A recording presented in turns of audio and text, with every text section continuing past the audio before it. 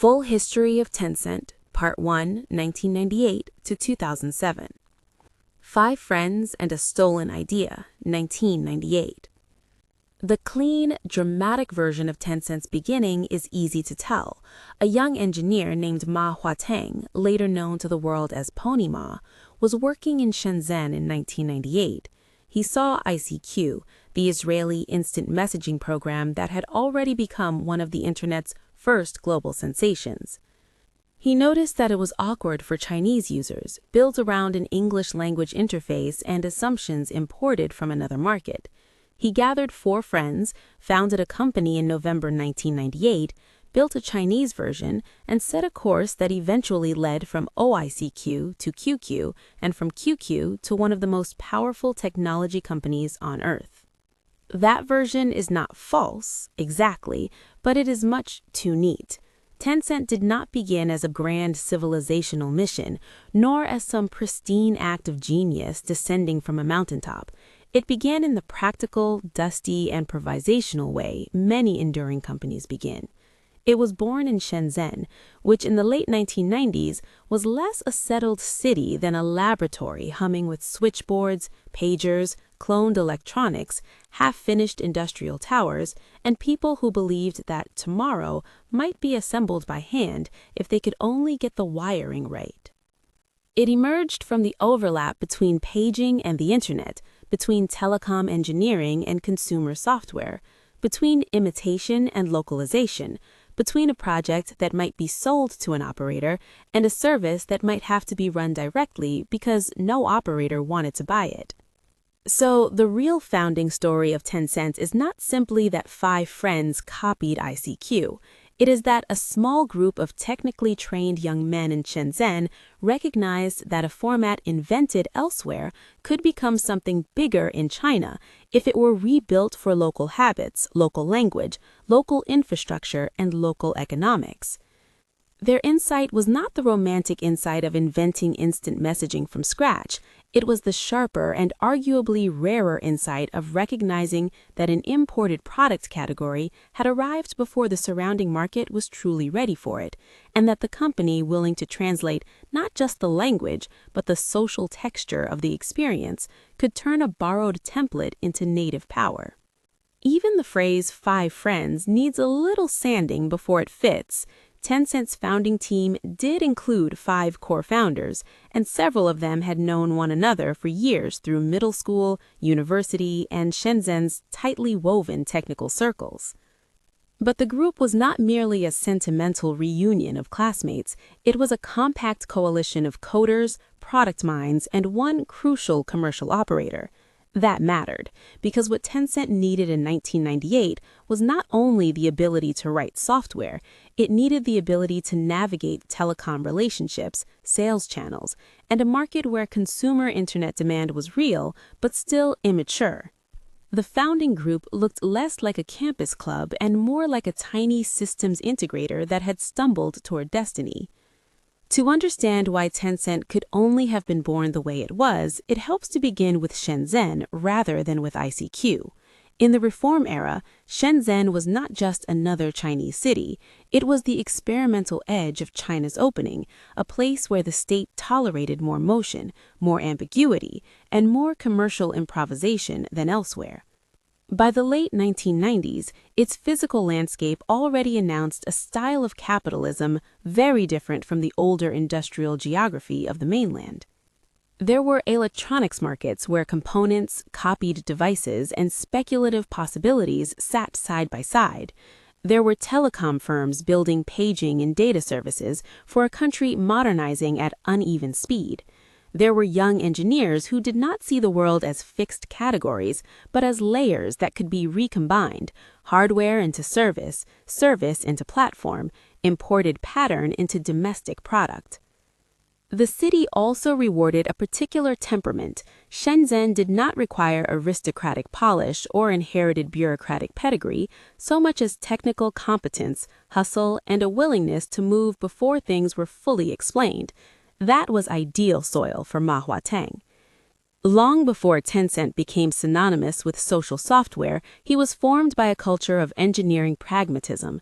He studied at Shenzhen University, where he deepened friendships that would later become part of Tencent's core founding. More importantly, he matured inside a city that taught a hard lesson early. In fast-moving markets, the winner is often not the person who first has an idea, but the person who can repackage it into the local circuitry of demand. A later South China Morning Post account captured the symbolic geography well by noting that early Tencent operated from Shenzhen's SEG Science and Technology Park in Huaqiangbei. That detail matters because Huaqiangbei was not the sort of place where people worshipped originality in the abstract. It was a place where products were inspected, copied, modified, repaired, translated, sold, and resold. In the mythology of Western tech, imitation is often treated like a moral stain. In Shenzhen's manufacturing and telecom ecology, imitation was often simply the first stage of domestication. The important question was never whether something had come from elsewhere, it was whether you could make it work here.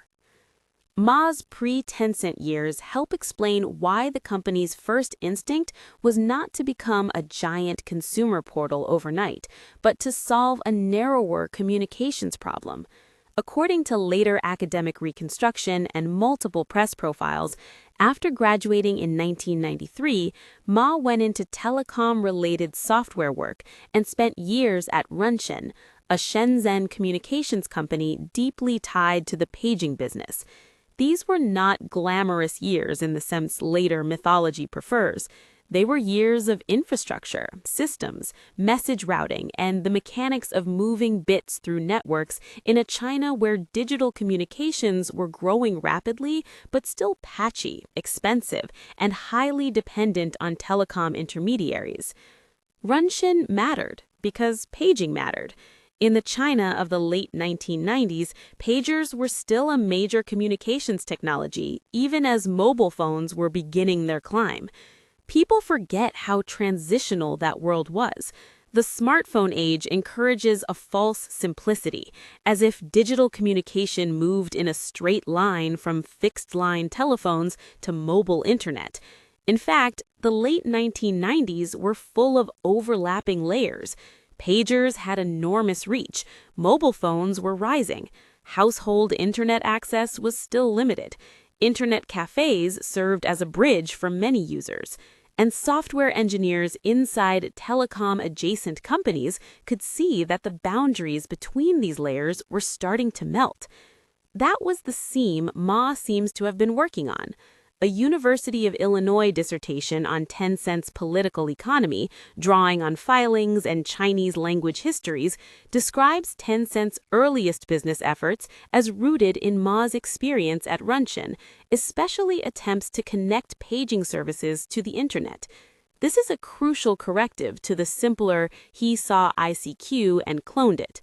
Before Tencent became defined by instant messaging, its founders were thinking in the older logic of telecom engineering. How do we make existing communication systems talk to newer digital networks? How do we fit internet behavior into a market still shaped by operators, devices, and usage habits from the paging era? There was another formative influence. During his Runshen years, Ma spent spare time on Chinese FidoNet circles and bulletin board communities, where technically minded users discussed software and solutions. That kind of participation did not merely teach code, it taught social behavior inside digital systems. It exposed him to the way communities form around software, the way tools become habits, and the way networked conversation can grow its own gravity. It also placed him inside an emerging elite of Chinese computer enthusiasts who were, in effect, building the cultural foundations of the domestic internet before mass adoption arrived. By 1998, then, Ma was not a wide-eyed novice leaping blind into entrepreneurship. He was a technically seasoned telecom engineer who had spent roughly 5 years inside the communication stack, understood paging infrastructure, followed internet communities closely, and had enough confidence in his own commercial future to leave Runchen in October 1998. A People's Daily profile later framed the decision in almost martial terms. He left after 5 years with a clear sense that the opportunity lay somewhere between paging and the internet. That phrasing is useful because it captures the transitional quality of the moment. Tencent was not born fully internet pure. It was born in the gap between old communications and new ones. Tencent's founding date is one of the few clean facts in an otherwise myth-heavy origin story. Company materials and listing documents trace the PRC operating entity, Shenzhen Tencent Computer Systems Company Limited, to November 11, 1998. The core founders were Ma Huateng, Zhong Zhidong, Wu Shunya, Chen Yidan, and Zhang Lixing. Later Tencent corporate materials still identify those same men as co-founders, although public attention has naturally concentrated on Ma. What deserves emphasis is how complementary the founding team was. 4 of the 5 were linked through school friendships stretching back to middle school and Shenzhen University. Ma, Zhang, and Xu all studied in Shenzhen University's electrical engineering orbit with computer science training close at hand, and Ma and Xu even shared a room for a time. Chen Yidan, another long-standing friend, studied chemistry rather than computer science, a useful reminder that the founding circle was intellectually broader than a simple coder clique. Then there was Zhang Liqing, who was not one of the old-school friends, but came into the group through Ma's sister, who worked with him at Shenzhen Telecom. At Tencent, Zhang took on sales and marketing responsibilities, while the other 4 leaned more heavily toward product and engineering. That division of labor is easy to underrate after the fact. In founding myths, technical brilliance tends to hog the spotlight, but a young company built around communication software in late 1990s China needed more than code. It needed someone who could help translate product into contracts, relationships, and operator-facing credibility. Zhang's presence suggests that Tencent's founders were not naive enough to believe that the best product would automatically find its market. They expected to engage directly with institutions, especially telecom entities.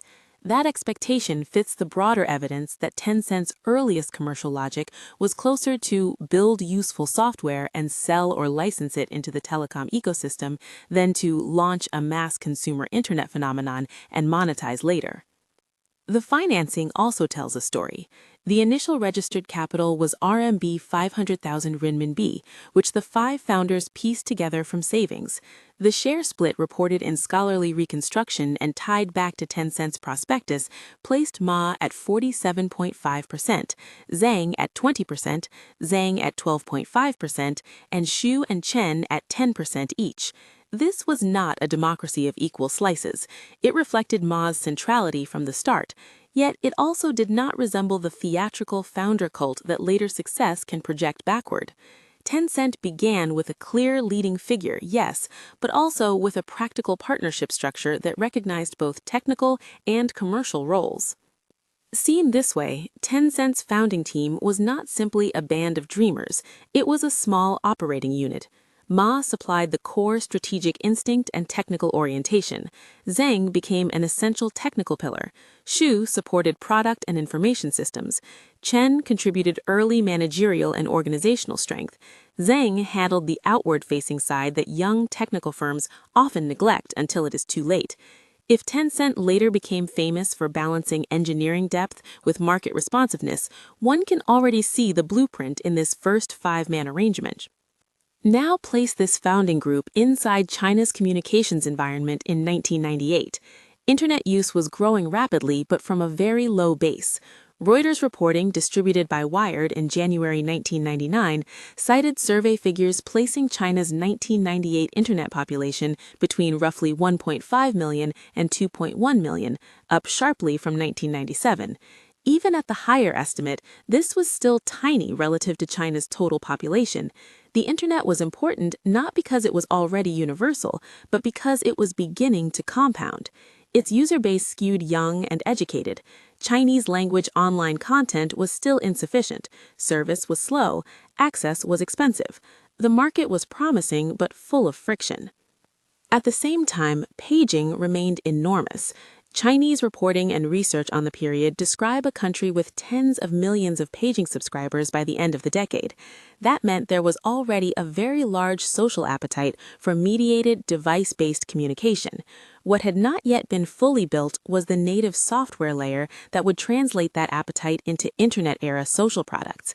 In other words, China did not need to be taught that fast, lightweight message exchange was valuable. It already knew. The question was who would supply the next interface once the center of gravity moved away from beepers and toward networked personal computing. This is why the origin of Tencent matters so much strategically. The company was founded in a market that was neither fully primitive nor fully developed. If China had already had ubiquitous household broadband, native language internet abundance, mature online payments, and frictionless consumer software distribution, Tencent would have faced a more crowded and perhaps more consolidated competitive field. If, on the other hand, the internet had still been too embryonic, the company might have remained a niche contractor to telecom operators. Instead, 1998 delivered a rare window, enough infrastructure and curiosity to support explosive adoption if the right product appeared, but enough friction and local specificity to punish foreign products that treated China as a trivial extension of another market. That last point is vital because it clarifies what Tencent's founders were really noticing. They were not just staring admiringly at ICQ's feature list, they were observing a mismatch.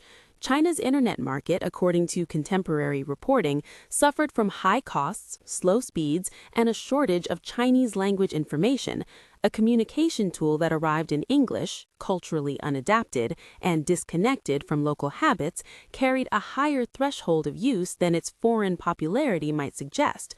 The first Chinese company able to lower that threshold dramatically could ride the wave. Tencent's founding insight was to see the distance between global proof and local usability.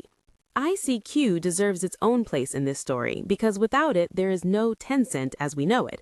Released in 1996 by the Israeli company Mirabilis and acquired by America Online in June 1998, ICQ was one of the formative products of the early consumer internet.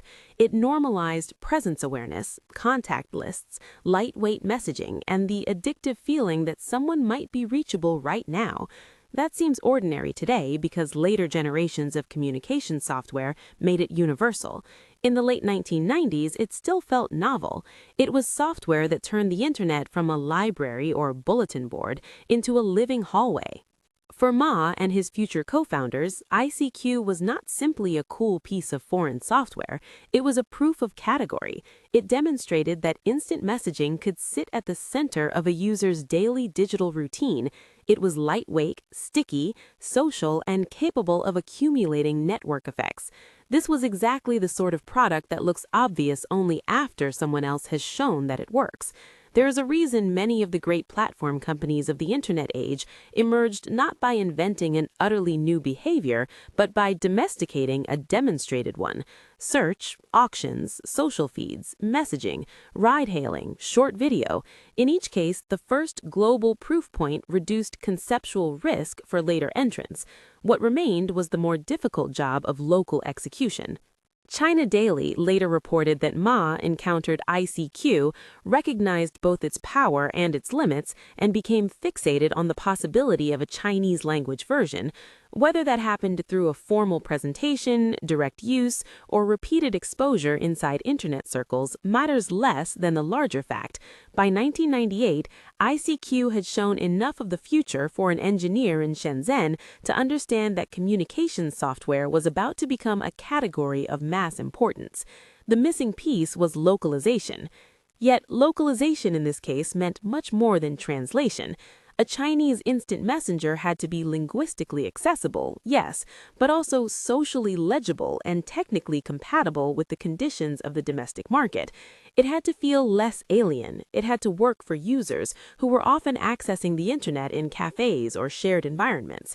It had to travel well in a country where communications habits were still shaped by pagers and telecom logic.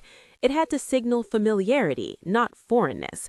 In that sense, Tencent was not only localizing software, it was localizing the habit of presence itself, turning instant messaging into something that belonged inside Chinese daily life, rather than something imported from elsewhere. The most revealing detail in the serious scholarship on Tencent's birth is that its path into instant messaging may have begun not as a pure consumer launch, but as a response to a telecom bid.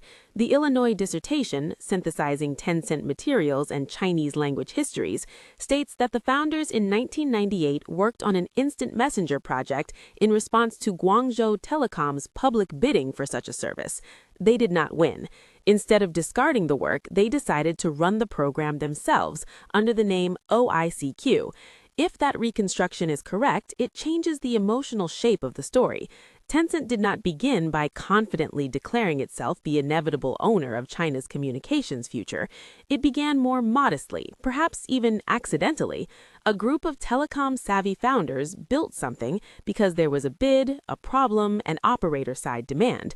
When the expected buyer route did not materialize, they faced a choice familiar to many founders: kill the project or become the customer-facing company themselves. They chose the second path. History often looks like destiny only because we edit out the contingency. Tencent's founding chapter appears to contain exactly this sort of contingency. That also explains why the phrase in your prompt, the plan, build OICQ, sell it to a telecom and move on, feels directionally right, even if the actual sequence was more tangled. The founding group seems to have imagined a business adjacent to telecom operators, not necessarily a vast, standalone consumer platform. China Daily's account similarly says the initial intent was to build software and sell it to telecom operators.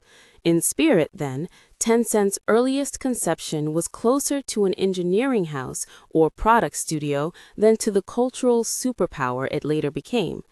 The company's eventual scale was not born from an original willingness to dream bigger than everyone else. It was born from recognizing that the fallback option, running the service directly, was better than waiting for institutional permission. The timing lines up elegantly with Tencent's official and quasi-official records. Tencent was formed in November 1998. Tencent's own later design history material marks February 10, 1999 as the date OICQ 99A Beta 1 appeared in February 1999 as the first version in QQ's history. That gives the founding chapter a satisfying cadence. Company formation in November, a few months of frantic build and adjust work, then a quiet public emergence early the next year. The empire's first heartbeat was not a grand product keynote, it was a beta. The chapter title, 5 Friends and a Stolen Idea, is a good hook because it captures something uncomfortable but important.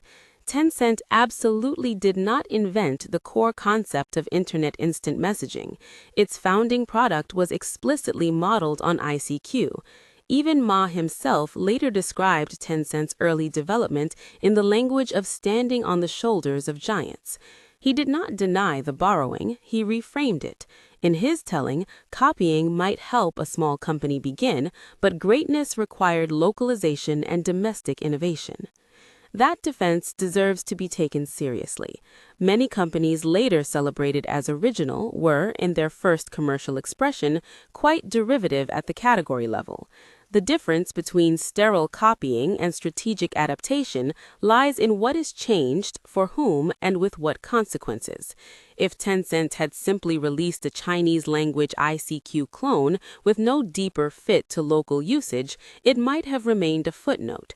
What made the company historically significant was not that it borrowed an existing idea, but that it identified the gap between a proven concept and an underserved market, then built a domestic habit around that gap. Still, one should not launder the harder edges of the story. The name OICQ was not innocent. In March 2000, a domain name arbitration decision in the United States recorded that Tencent had registered oicq.net in November 1998 and oicq.com in January 1999, and that AOL, which had acquired ICQ's parent Mirabilis, challenged Tencent's use of those domains. The arbitrator found the names confusingly similar to ICQ and ordered them transferred. The decision was especially blunt in characterizing Tencent's registration and use as designed to attract Internet users through confusion with AOL's mark. That legal episode matters because it separates two different questions that are often muddled together. One question is whether Tencent borrowed the product idea. The answer is plainly yes. Another question is whether it crossed into legally aggressive branding behavior around the ICQ name. Here, too, the historical record suggests the answer is yes. OICQ was not just inspired by ICQ in a vague sense, it leaned close enough to trigger a formal dispute that Tencent lost. Later, the service would be renamed QQ and the company would move on. But the dispute remains a valuable reminder that the early Tencent story contains not only strategic intelligence, but also opportunism of a distinctly rough-edged startup kind. So, was it a stolen idea? If by that one means stolen code, the evidence does not support such a claim.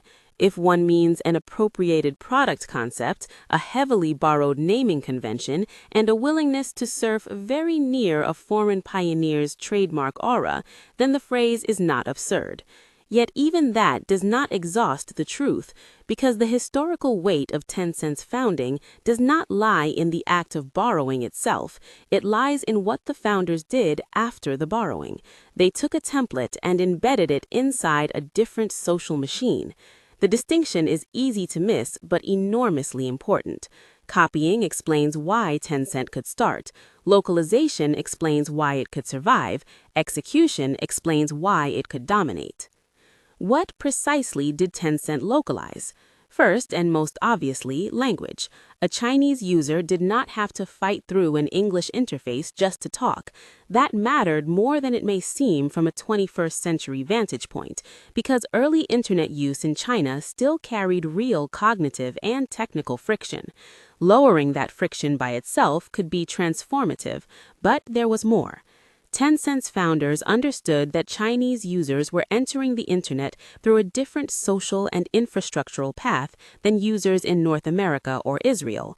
Internet cafes mattered, shared computers mattered, telecom relationships mattered. Online communication was not yet sheltered inside a mature ecosystem of digital identity, payment, broadband ubiquity, and standardized user behavior. A successful domestic instant messenger therefore had to become not simply a translated client, but a native utility. It had to feel sturdy, familiar, and socially useful in a market still learning what online routine looked like. Just as importantly, Tencent seems to have intuited that communication software in China could become a mass phenomenon earlier than many Western observers would have guessed. To them, low PC penetration and uneven access might have looked like reasons to wait. To Tencent's founders, they may have looked like reasons to move faster. A communications product does not require the richest user base to become sticky. It requires social density among the reachable. In a country with huge numbers of young, educated, urbanizing users clustered in schools, workplaces, and internet cafes, instant messaging could spread with extraordinary force once the barrier to entry dropped enough. There's a deeper strategic lesson here. Original invention is only one path to a great company. Another path, often underrated because it bruises elite ego, is to spot where a foreign product has proven demand but failed to complete the last mile of cultural fit. Tencent walked that second path. In 1998, there was no glory in saying, in effect, the Israeli product is right but wrong for this market in its current form. Yet that sentence may have contained more commercial truth than 1,000 speeches about revolution. Great founders are sometimes not the first to imagine the future. They are the first to realize which future can actually be installed here, now, with the users who exist. Once you see Tencent's origin as a telecom-adjacent project that slipped into consumer operation, the whole company's later personality begins to make more sense. Tencent would become famous not for theatrical manifesto writing, but for relentless product pragmatism. It listened, copied, adjusted, integrated, and scaled. It was often accused of unromantic behavior because it rarely pretended to be purer than the market, but that trait was present at birth. The founders did not fall in love with elegance, they followed traction, and the traction came quickly. Chinese profiles written years later note that OICQ/QQ was online in early 1999 and was growing rapidly within a year. China Daily says registered users surpassed 1 million by the end of 1999. Tencent's own later materials commemorate February 10, 1999 as the formal online date of OICQ, and official company timelines would later boast milestone after milestone in user growth. That early momentum is important not merely as a number, but as proof that the fallback decision to run the service directly was not a consolation prize, it was the real discovery. One can imagine the counterfactual easily enough. Suppose Guangzhou Telecom or another operator had simply bought the software. Tencent might have become a capable but obscure engineering supplier, perhaps respected inside telecom circles, perhaps eventually overtaken by larger players. The service might have lived inside a bureaucratic product hierarchy, starved of the obsessive iteration that consumer internet products require. The founders might have sold, moved on, and become prosperous professionals rather than empire builders. China's social internet would still have developed, of course, but under different timing, different brands, different strategic logics. Instead, the operator route appears to have failed, and in that failure, Tencent found its true form. This is the most beautiful irony in the founding chapter. The company did not begin by confidently rejecting institutions in order to build a direct relationship with the mass user. It seems to have arrived there because institutions were insufficiently responsive. In other words, Tencent was pushed into becoming Tencent. The platform giant was hiding inside a failed or unfulfilled enterprise sale. By the end of this first chapter, the founding of Tencent looks both less romantic and more impressive than the polished myth. Less romantic because the company did not emerge from immaculate originality. It borrowed heavily from ICQ, flirted dangerously with that brand in its own naming, and began with modest operator-facing commercial ambitions rather than an announced plan to reshape national communication. More impressive because the founders recognized a structural opening that many others missed. They saw that the Chinese internet did not merely need imported software, it needed translation at the level of behavior, identity, usability, and market structure. The famous later Tencent style was already present in miniature. Technical seriousness, sensitivity to user habits, indifference to purity, willingness to appropriate a proven model, and the patience to let a product become infrastructure. This is why the founding story matters beyond biography. It explains why Tencent would later prove so formidable across messaging, portals, games, payments, and platform services. The company's earliest talent was not invention in the heroic Western sense, it was adaptive synthesis. It could absorb what worked elsewhere, strip away whatever did not fit China, and rebuild the result into something denser, stickier, and more locally natural. So yes, there were 5 founders. Yes, ICQ was the catalytic model. Yes, Shenzhen mattered. Yes, Runshin and the paging world trained Ma's instincts. Yes, Tencent was founded in November 1998. Yes, OICQ followed soon after. And yes, the first commercial logic appears to have been small enough that a sale to a telecom operator would have looked like success. But that is exactly why the chapter is such a marvelous beginning. Empires often start as side doors. Tencent's first door may have been marked telecom software. History entered through the user window instead. QQ is born, China goes online 1999 to 2000. In the history of the modern Chinese internet, there are products that were important, products that were early, and products that were profitable. QQ was not born in that order. It arrived first as a useful imitation, then as a social habit, then as a cultural landmark, and only later as a business. That sequence matters. Many later accounts of Tencent make the company look almost inevitable, as if one could draw a clean line from Pony Ma's curiosity about ICQ to one of the world's great technology empires. But the reality was less stately and more precarious. In 1999 and 2000, Tencent did not yet look like a durable giant. It looked like a small Shenzhen company that had stumbled onto a product people loved faster than it could afford to carry them.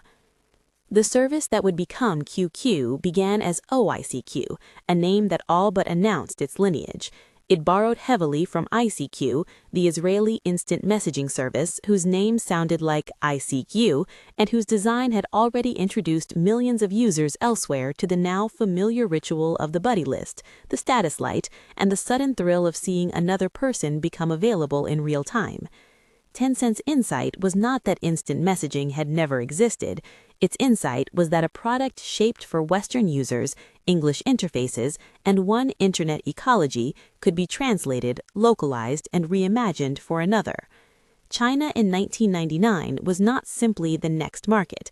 It was a different communications environment, with different habits, different bottlenecks, and different emotional needs. What Tencent built was not merely ICQ in Chinese, it was a Chinese answer to the question of what the internet was for. The answer, increasingly, was conversation. That sounds obvious now, but in the late 1990s it was not obvious at all.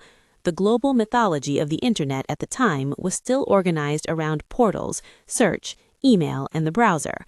The stars of the era were the companies that looked like gateways to the web. In China, too, many entrepreneurs and investors believed that the big money would live in portal traffic and advertising. Sina, Sohu, and NetEase all chased versions of that model. Tencent, by contrast, built around the smallest possible social unit, a person looking for another person live on a screen.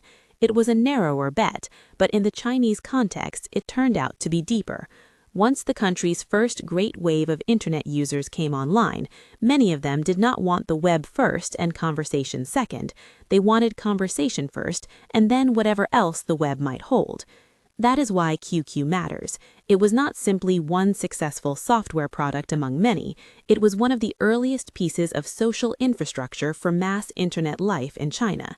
It gave people an identity, a contact list, a place to return to, a way to be present to one another in a world where presence itself had suddenly become electrified. Its numbered accounts became personal markers, its mascot became instantly recognizable, its interface fit the rhythms of the internet cafe, its services learned to talk to pagers, then mobile phones, then the broader consumer web, and all the while, even as it became indispensable to millions, it remained haunted by a simple question. How do you make money from a free chat service whose popularity is eating your bandwidth bill alive? That was the drama of 1999 and 2000. Tencent had found demand before it had found a business model. It had built a social machine before it had built an economic engine. It had, in other words, solved the easy problem and left itself with the hard one. A note on metrics belongs here at the outset, because early accounts of QQ's growth often use different measurements without warning.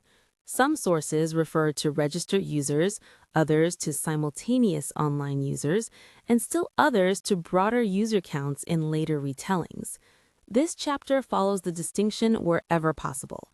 Contemporary Tencent milestone pages are especially useful on concurrent usage, while later reporting helps fill in the story on registered user growth.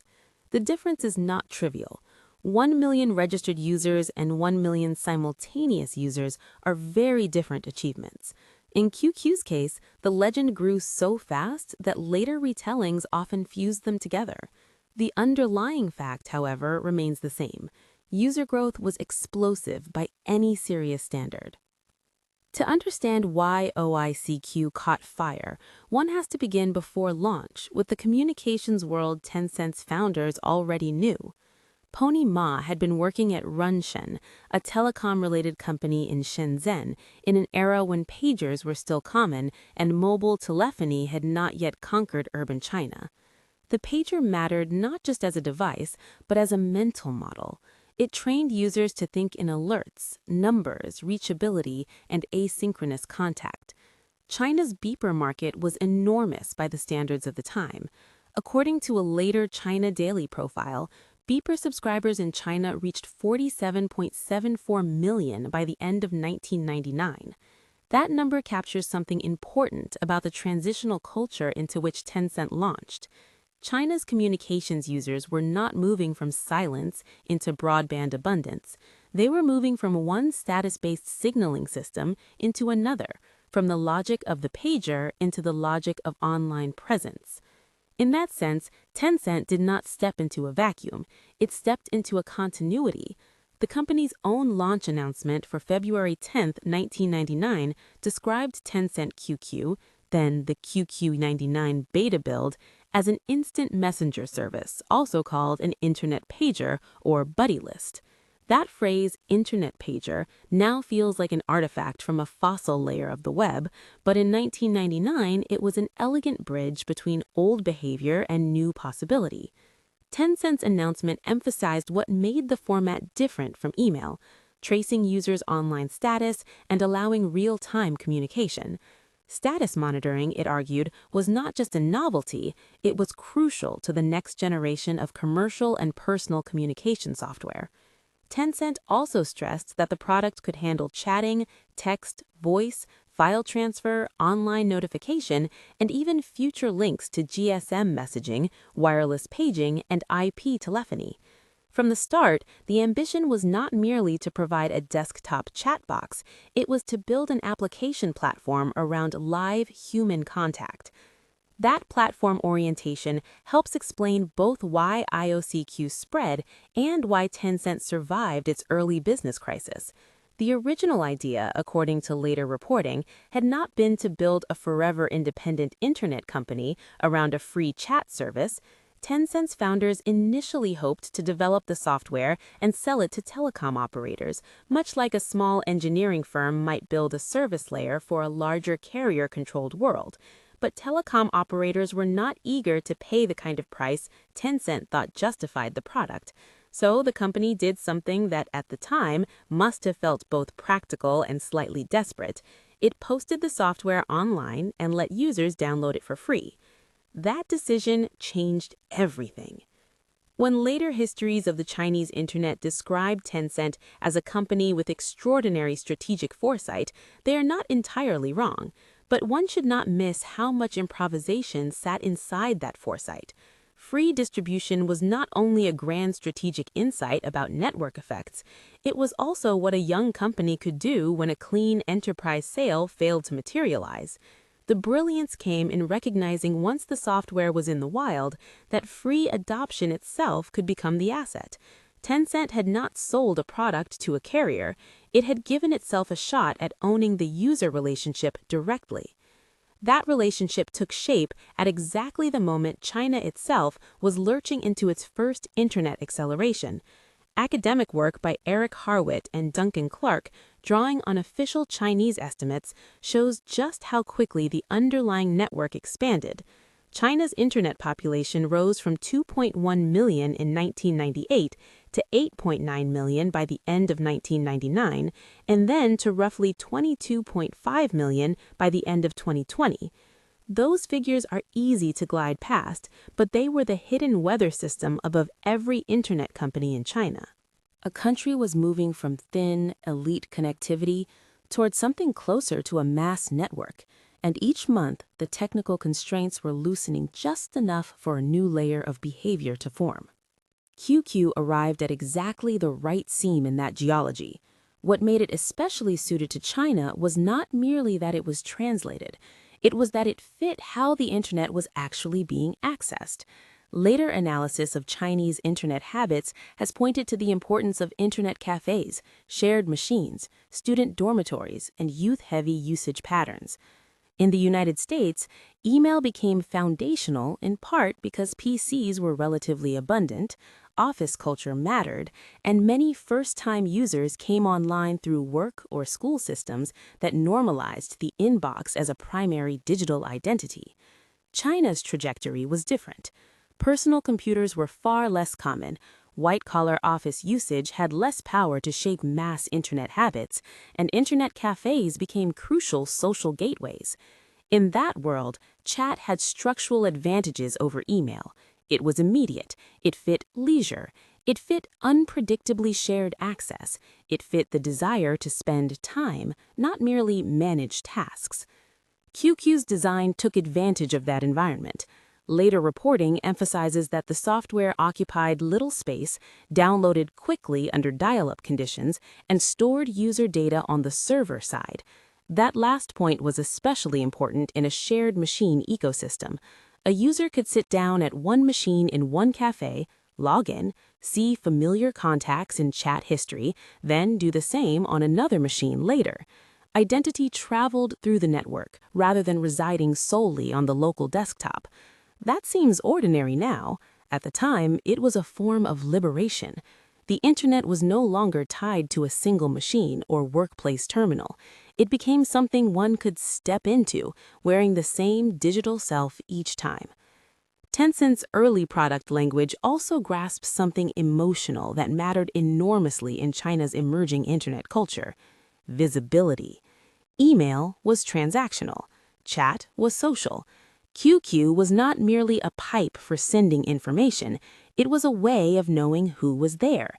The green light, the status indicator, the moment of appearance on a buddy list, these were tiny technical signals with disproportionately large psychological power. They turned the internet from a library into a room. And because the room was Chinese, it developed its own local furniture.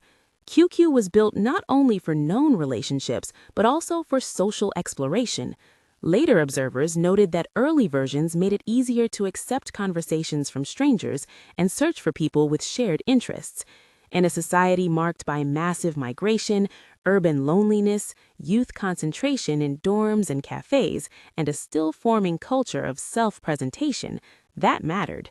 QQ was not only a communications tool, it was a meeting ground. It allowed people to maintain old ties and experiment with new ones. That, in turn, made it especially powerful for the first generation of young Chinese users who were entering the internet not as office workers, but as social beings.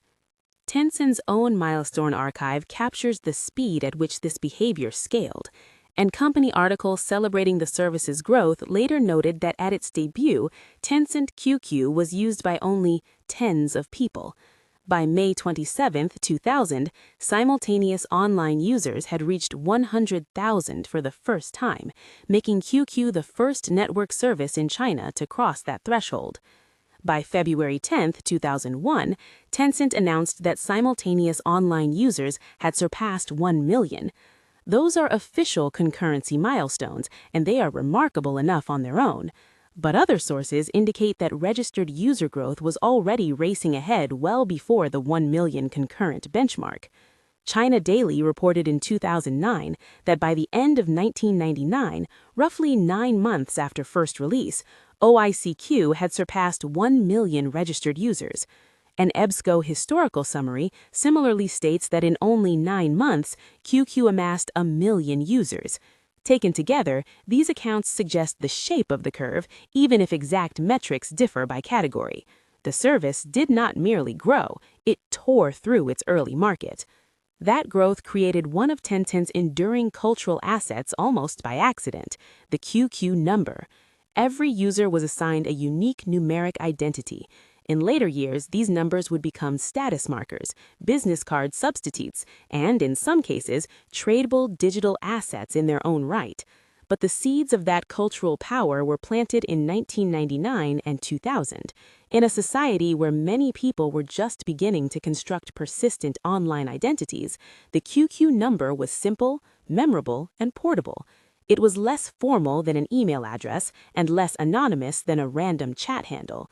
It was a badge, a coordinate, and eventually a kind of social passport. The mascot helped too. The little penguin with its red scarf and rounded silhouette became one of the most recognizable images in Chinese internet history. Later accounts suggest that the image was beloved in part because it felt cute, friendly, and approachable, almost childlike without being childish. By the time China Daily wrote about the March of the QQ Penguin in 2013, the mascot had long since become a shorthand for the service's ubiquity.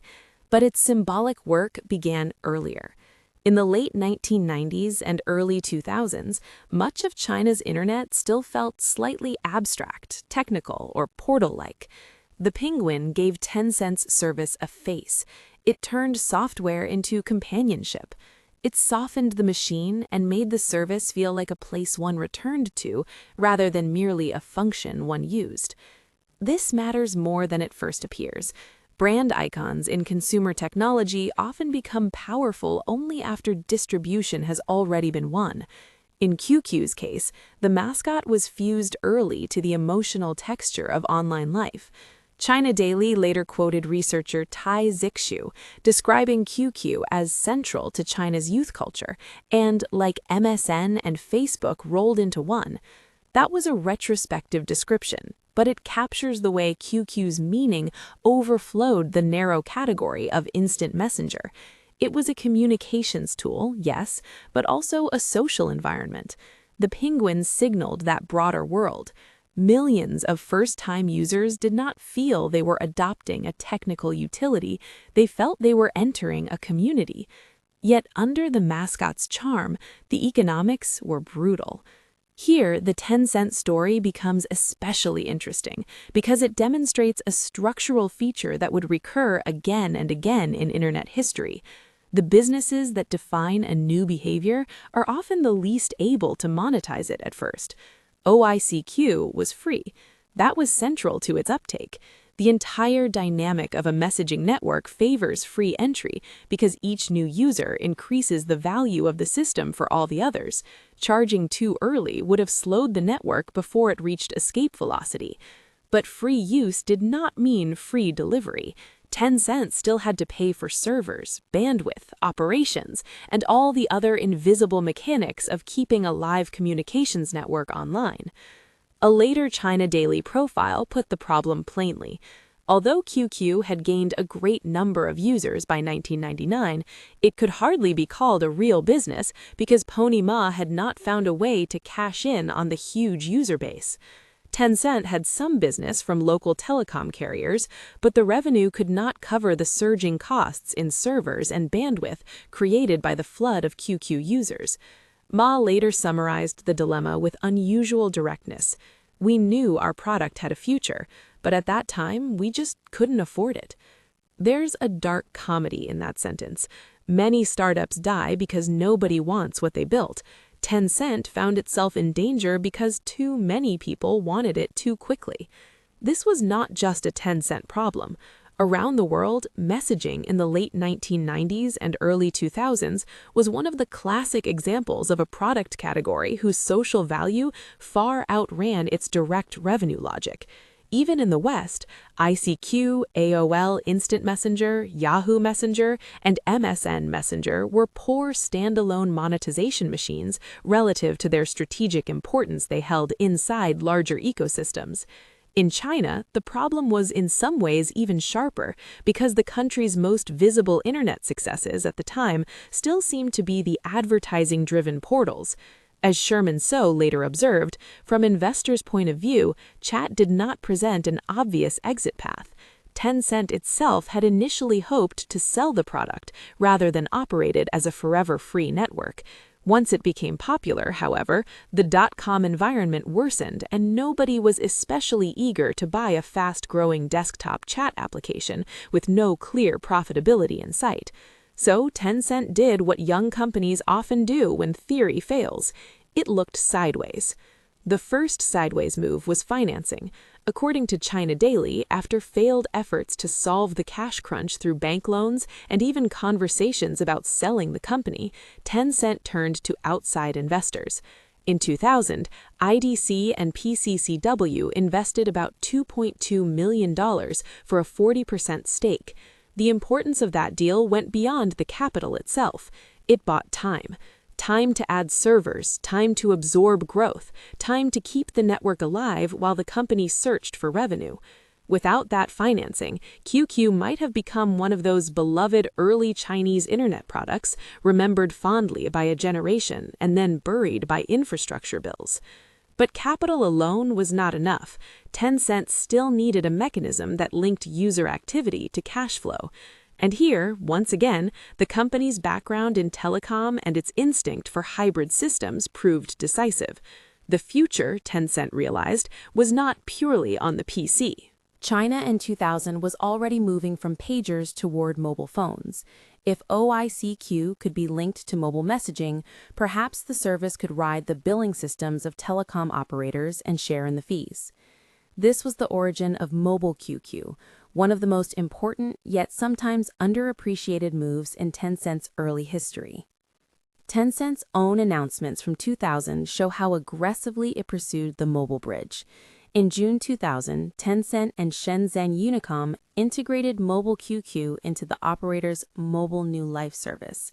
The announcement explained that users could send messages, query status, and retrieve QQ user information through the service. Tencent described itself at that point as Asia's largest instant communication service provider, with more than 10 million registered users, while noting that Unicom had more than 10 million users nationwide. The language is telling. This was not presented as a side feature. It was framed as a way to integrate customer resources between two strong partners. By August 2000, Tencent had also signed a trial agreement with Guangdong Mobile in Shenzhen, allowing mobile users to communicate with QQ users through SMS. Another Tencent statement called Mobile QQ an effective business model of the combination of internet and traditional industry. That phrase deserves to be lingered over. It reveals how Tencent thought about survival. The company was not waiting for some pure internet business model to descend from theory. It was weaving itself into the billing relationships that already existed. Telecom operators had payment channels. Users already understood paying for messages. QQ had attention and engagement. Joining the two offered a way to convert social traffic into revenue without directly charging for the core desktop service. China Daily later reported that Ponyma quickly developed a service that enabled QQ users to send messages directly to mobile handsets and persuaded telecom operators to share revenue through message fees. In Tencent's early days, according to that account, the service contributed more than 80% of total revenue. That figure refers to the period after the chapter's main time frame, but it illuminates the significance of the 2000 experiments. Mobile QQ was not just a neat extension, it was the first serious bridge from popularity to solvency. There is an important strategic lesson hidden there. Tencent did not solve the monetization problem by betraying the product. It did not put a toll booth at the entrance to basic chat, at least not yet. Instead, it looked for adjacent value that preserved the free core while charging around the edges or across connected networks. This habit, once formed, would shape Tencent's later empire in profound ways. Virtual goods, games, memberships, and value-added services all carried the same family resemblance. Keep the social layer alive, cheap, and sticky. Monetize the enhancements, extensions, and adjacent desires. Still, in 2000, none of this was guaranteed. The company remained vulnerable. Its name itself was unstable. The service had become popular under OICQ, but that name was increasingly dangerous. In February 2000, AOL filed a complaint with the National Arbitration Forum over the domain names oicq.com and oicq.net. The arbitration ruling is revealing in its own right. It records that Tencent had registered oicq.net in November 1998 and oicq.com in January 1999, that AOL owned multiple registrations around the ICQ mark, and that Tencent itself pointed to having 2.5 million users in China by the time of the case. The arbitrator ultimately ordered the transfer of the domain names. This did not amount to a sweeping global judicial ban on Tencent software, and it's worth being precise about that. The formal dispute concerned the domains, not the full product architecture. But in practical, strategic terms, it made the naming problem impossible to ignore. Tencent had always lived a little too close to ICQ's brand shadow. Now, the shadow had teeth. China Daily later reported that after the case, Pony Ma began thinking seriously about changing the product name to avoid further legal trouble. In December 2000, according to that account, Tencent formally changed the software name to QQ, a shorter and safer version of the old identity. Tencent's own milestone archive shows that by November 17, 2000, the company was already publicly releasing the QQ 2000 version, making clear that the transition was well underway by late that year. The rename was more than legal housekeeping. It was also the moment the product truly became itself. OICQ was a description and a confession. It said, in effect, "We know where this came from." QQ, by contrast, was lighter, more ownable, more brandable, less derivative, and more adaptable to the Chinese market.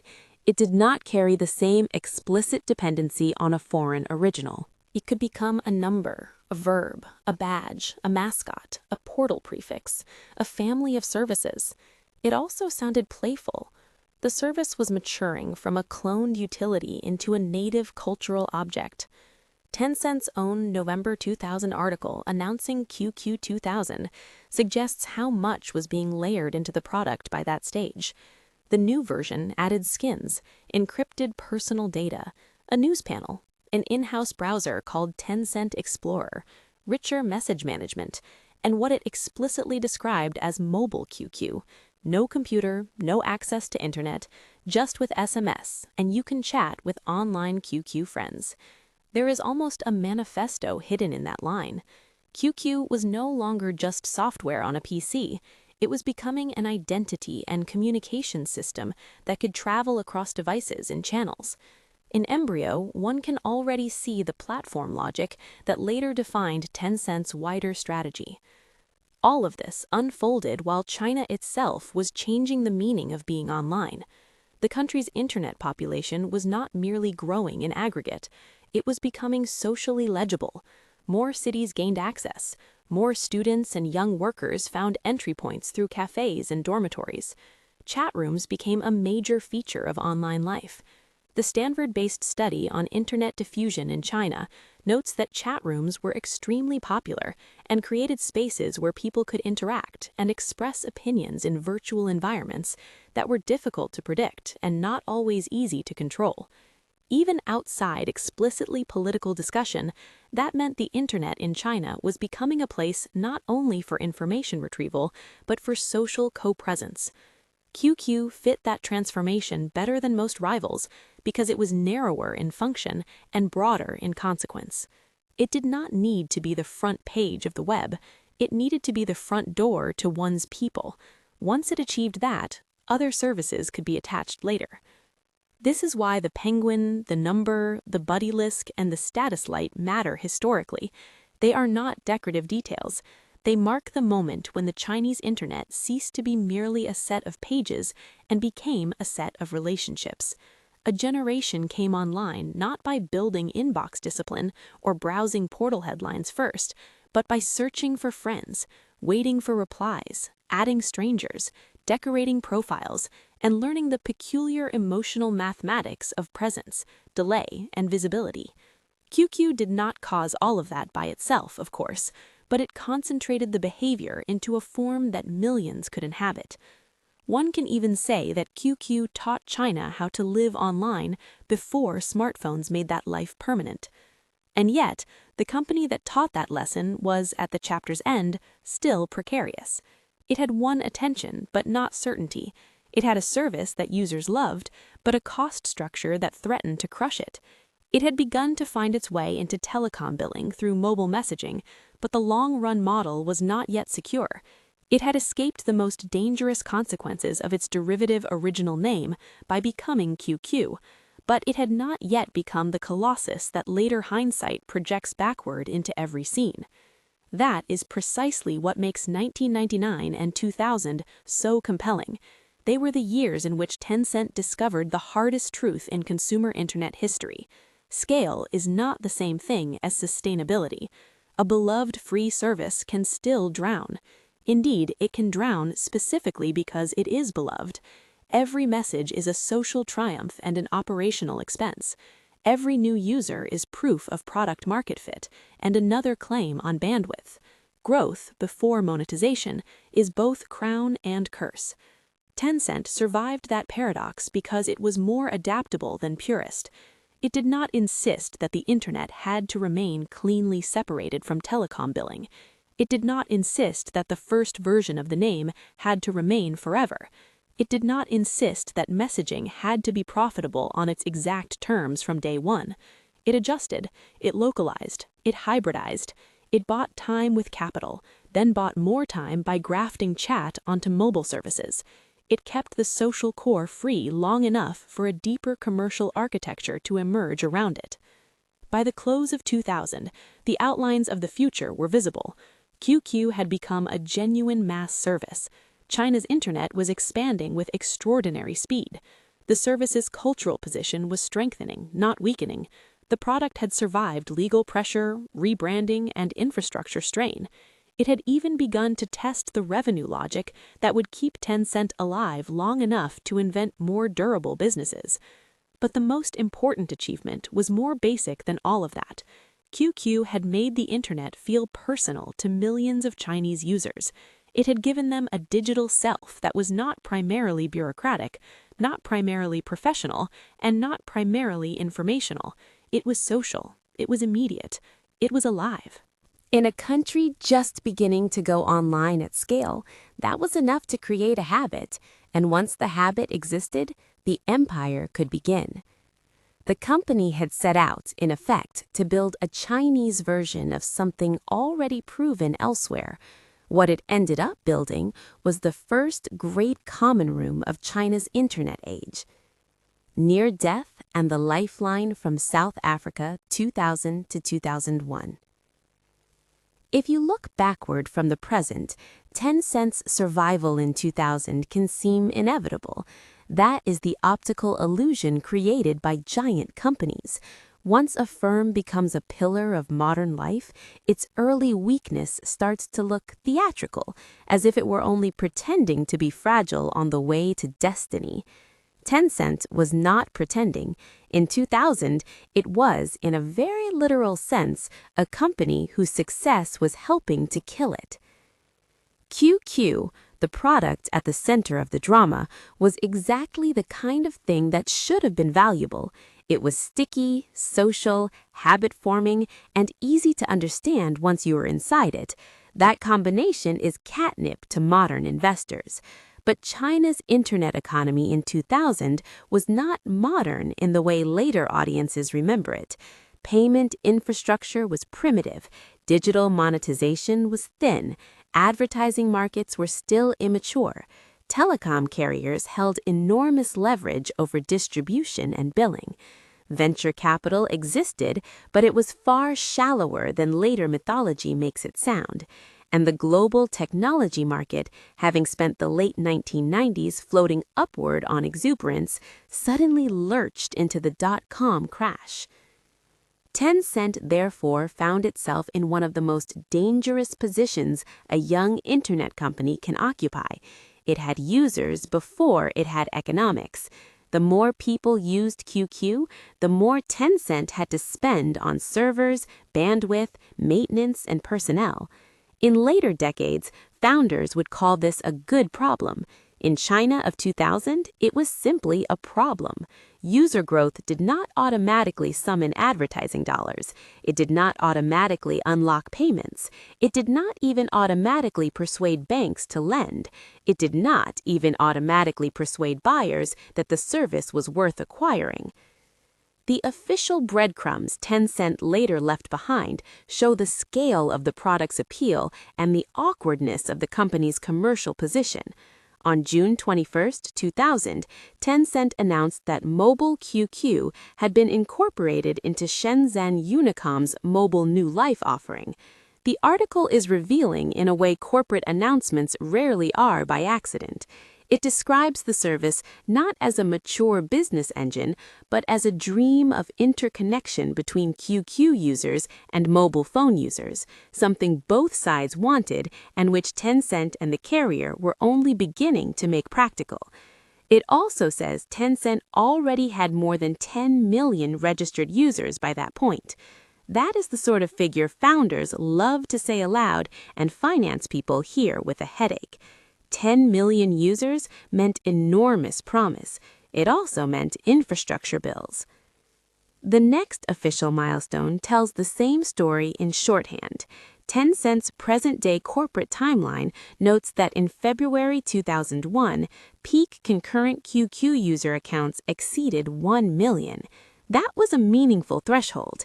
It meant QQ was no longer an interesting experiment hiding in the corner of the Chinese internet. It was becoming habit, routine, and social plumbing. The same timeline also places two other milestones in June 2001. Tencent received investment from MIH and launched Internet Value-Added Services, or IVAS. That sequence matters. It suggests that capital and monetization were not separate stories. They were twin rescue ropes being thrown at the same time. Later financial disclosures reinforce the point that this rescue was not merely dramatic coloring added after the fact. Tencent's Hong Kong filings show that its main operating entities did not become profit-making immediately. Tencent Computer's first profit-making year was 2002. Tencent Technology's first profit-making year was 2003. In other words, even after MIH arrived, Tencent still had to cross a dangerous stretch of ground before the business truly stood on its own feet. The capital from South Africa did not buy an instant miracle. It bought time. That distinction is important because the mythology of this chapter often gets compressed into a neater parable than the facts deserve. The popular version runs like this. Pony Ma almost sold QQ for a pittance. Nobody wanted it. Naspers saw genius where everyone else saw rubble, wrote a check, and then history unfolded. There is truth in that outline, but it leaves out the central mechanism. Tencent did not survive because somebody wrote a check for a promising product. It survived because one investor arrived at the precise moment when product-market obsession was beginning to collide with the first workable forms of monetization, and because that investor agreed to a governance structure that did not turn the founders into passengers. The Tencent of 2000 was not a miniature version of the Tencent to come. It was more precarious than that, more improvisational, and much closer to being absorbed, sold, or simply squeezed flat by the economics of its own popularity. QQ was not yet a mint. It was a bonfire. It gave off light, heat, attention, and growth. It also consumed cash. The company needed a way to keep the fire burning long enough to learn how to make money from the crowd gathering around it. Before MIH entered the story, Tencent had already learned a hard lesson about startup financing. Money that arrives early is not always money that stays patient. Tencent's 2004 IPO filing gives the skeletal version of the first financing round. On March 29, 2000, the company allotted shares to the core founders and to two outside investors, Millennium Vocal Limited, usually shortened as MVL, and IDG Technology Venture Investments, Inc.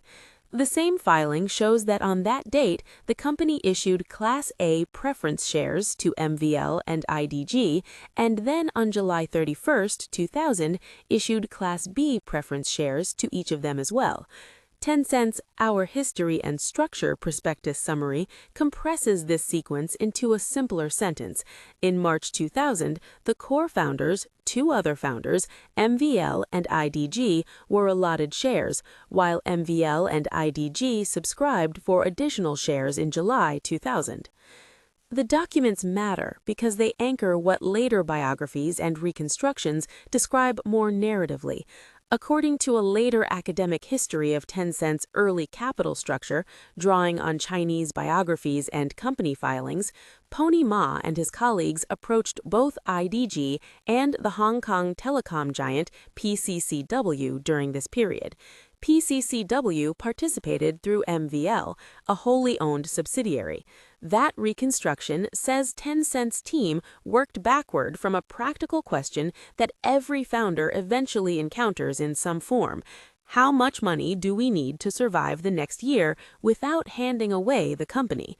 The answer they settled on, according to that account, was to seek roughly $1.1 million from each investor, while keeping a 60% founder majority. In that retelling, Tencent's assessed value in 2000 was about $5.5 million. Whether one treats every detail in later biographies as exact or not, the strategic shape is clear and it matches the formal filings. Tencent did not fund itself through a leisurely venture process in which global capital lined up around the block. It found two foreign backers willing to take minority positions while the founders kept control. That was already telling. Domestic buyers and lenders were not rushing in. Foreign venture investors, especially those already active in Chinese technology, were more willing to entertain the possibility that a fast-growing messaging service might eventually matter. But the first round solved only the immediate financing problem. It did not solve Tencent's business model. Worse, it arrived just as the surrounding market environment was deteriorating. The same academic reconstruction argues that almost immediately after Tencent signed with IDG and PCCW, the global internet industry entered the long winter of the dot-com crash. Whether one dates that winter from Nasdaq's collapse in the spring of 2000 or from the slower psychological unwinding that followed, the effect on early internet companies was brutal. Capital became more expensive, growth stories became less persuasive, existing backers grew less romantic and more eager to preserve what they could. Tencent, therefore, had the peculiar experience of completing a financing round just in time to learn that the world had become much less interested in financing internet dreams. This is one reason the Tencent legend must be handled carefully. It is tempting to treat the company's early investors as a single procession of visionaries who all saw the same thing. They did not. IDG and PCCW helped save Tencent once, but in the dot-com wreckage, they were also rational actors with their own liquidity needs and changing appetite for risk. The first rescue kept Tencent alive. It did not settle the question of who would own its upside or who would still be standing beside it if the path to monetization took longer than expected. Tencent's later filings make plain that ownership in these years was anything but static.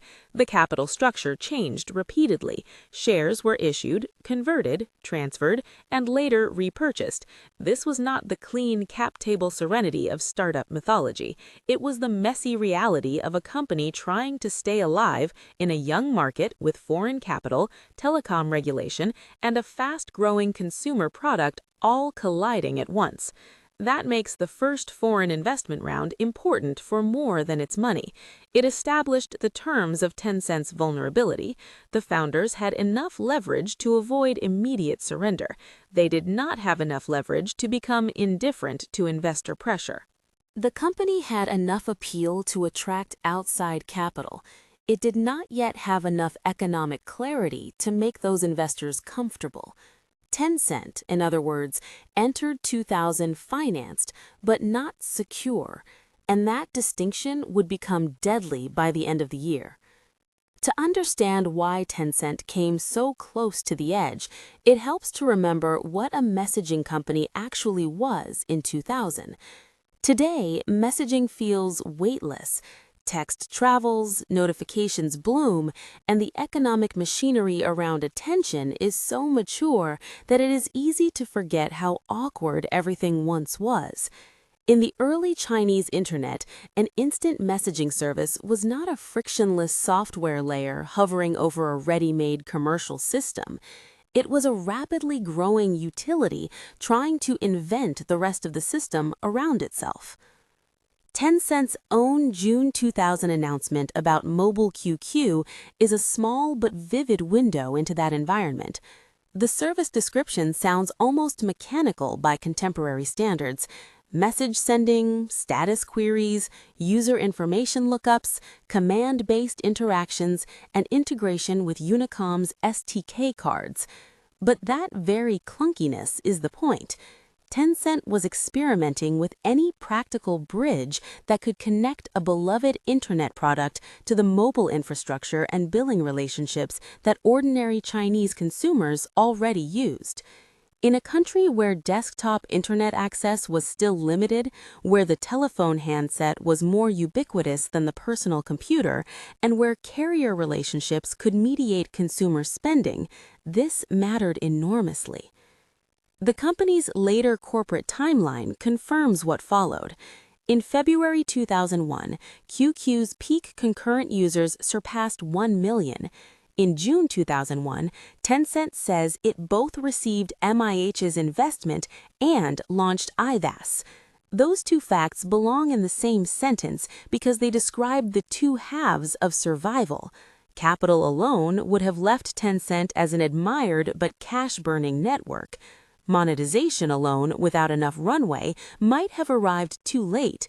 The company needed both, a financier willing to keep the machine running and a commercialization path that fit the Chinese market actually in front of it, rather than the market foreign observers wished China already had. This is where many later summaries undersell the difficulty. They say Tencent had no monetization model, which is true in the broad sense, but incomplete. Tencent was not staring at a blank wall. It was running experiments in a system where billing power, user trust, and device access were scattered across different institutions. The challenge was to convert social habit into very small units of monetizable behavior. Mobile QQ mattered because carrier-linked services made it possible to charge users through mechanisms they already accepted. iVAS mattered because it pointed Tencent toward a wider family of paid digital services beyond the bare act of messaging. Once you see the company this way, the near-death period stops looking like a melodrama and starts looking like an industrial transition. Tencent was not waiting for a lucky break, it was searching for a commercially native form. Yet, experimentation cost money, and money was exactly what Tencent was running out of. The same academic reconstruction of Tencent's early history argues that by the end of 2000, the company was short of funds again and was counting on the $2 million loan from IDG and PCCW. At the same time, those investors were said to be looking for buyers who would take over their shares and let them exit. Even if one treats such reconstructions with healthy caution, the larger pattern is strongly supported by what happened next. MIH did not come into a calm, well-funded company looking for optional growth capital. It came into a financing situation unstable enough that ownership could change hands quickly. This was not unique to Tencent. The dot-com crash did not merely depress valuations, it changed the temperament of capital. Investors who had once been willing to believe that network growth would eventually sort itself into profit became far more sensitive to timing, burn, and exit options. In China, the stress was amplified by the immaturity of the digital economy itself. A company like Tencent could have the right product and still face a financing cliff simply because the surrounding systems that would later make messaging easy to monetize had not yet fully formed. In that sense, Tencent's crisis was not just financial, it was structural. QQ was already proving that Chinese users wanted lightweight, social, real-time online communication. The market for that desire existed. The market mechanisms to harvest and defend its value were still emerging, so Tencent was ahead of part of its own ecosystem. That is often celebrated in retrospect as visionary timing. In the moment, it feels more like being too early to pay your bills. And this is why the company's desperation produced not just fundraising, but sale talk. When a startup is starved enough, the question changes. It is no longer how much are we worth if the future goes right. It becomes who, if anyone, will take this problem off our hands before we run out of road. Tencent entered that zone in 2000. The company was not merely seeking better terms, it was seeking relief. This is the part of the Tencent story that has hardened into folklore. Across books, articles, and entrepreneurial retellings, one anecdote appears again and again. Pony Ma tried to sell QQ for roughly $1 million and nobody wanted it. The line survives because it is perfect startup theater. It flatters later success, humiliates the unseeing contemporaries, and compresses a whole season of strategic desperation into one almost cinematic image. The founder of a future giant offering the crown jewels for the price of a modest apartment tower and hearing only silence. The problem is that the cleaner the anecdote sounds, the softer the documentation becomes. The strongest evidence available in accessible high-quality sources does not come from a primary filing naming a single attempted sale price. Instead, it comes from later scholarly reconstruction and from the broad shape of Tencent's capital history. That academic reconstruction states that near the end of 1999, Tencent made unsuccessful attempts to sell its QQ service to local investors in Shenzhen, including Shenzhen Electronics Group, Shenzhen Telecom, and 21CN.com, a subsidiary of China Telecom. It adds that no domestic enterprise or bank was willing either to buy or fund Tencent. That is a serious claim and an important one. It is also more defensible than pretending the exact figure in the folklore can be nailed down with the same confidence as MIH's later purchase. So, what should one say about the famous $1 million? The honest answer is that the anecdote is directionally credible but numerically slippery. Versions of the story differ on whether the ask was $1 million, 1 million renminbi, or some nearby sum. The exact number wanders because the story has been retold far more often than it has been documented. But the underlying reality is consistent with everything else we know. Tencent was squeezed. Domestic capital was uninterested. The company did explore sale options, and those options went nowhere. In some ways, the precise number matters less than the market reaction. A buyer in 1999 or 2000 would have had to believe not only that QQ was popular, but that its popularity could be turned into a durable Chinese internet business. That was a much harder act of imagination then than it sounds now. An incumbent telecom player could easily have seen QQ as a noisy youth product rather than an emerging communications layer. A state-linked or quasi-state buyer could have viewed it as technically interesting but commercially unproven. A local investor could have admired the usage without knowing how to underwrite the burn. A bank could have asked the most conservative question in finance, which destroys more young companies than malice ever does. Where is the cash flow? The answer in 2000 was that the cash flow was mostly somewhere in the future. This is why the attempted sale, whether one pins it to exactly $1 million or not, belongs in the chapter. It captures the scale of the mismatch between product reality and capital market recognition. QQ was already becoming socially important, but it was not yet legible as an asset in the ways that mattered to potential acquirers. Its value was embedded in behavior, habit, and emerging network effects, not in present earnings. And in the aftermath of the dot-com crash, buyers and investors alike had become much less patient with that kind of argument. The non-sale also helps explain why Tencent's eventual South African Lifeline was so consequential. If a domestic strategic buyer had stepped forward on conventional terms, Tencent might simply have disappeared into someone else's operating logic. If a domestic lender had offered plain vanilla financing, the founders might have survived a few more quarters but still faced pressure to reshape the business under creditor discipline. What MIH eventually provided was stranger and better suited to the moment: outside money with a comparatively tolerant view of emerging market uncertainty, and crucially, a willingness to structure governance in a way that left the founders more than decorative. So, the right way to handle the famous anecdote is neither to repeat it lazily nor to sneer at it as myth. The right way is to treat it as a story that preserves a real condition, even if its neatest number cannot be fully authenticated. Tencent was shopping for survival. The market shrugged.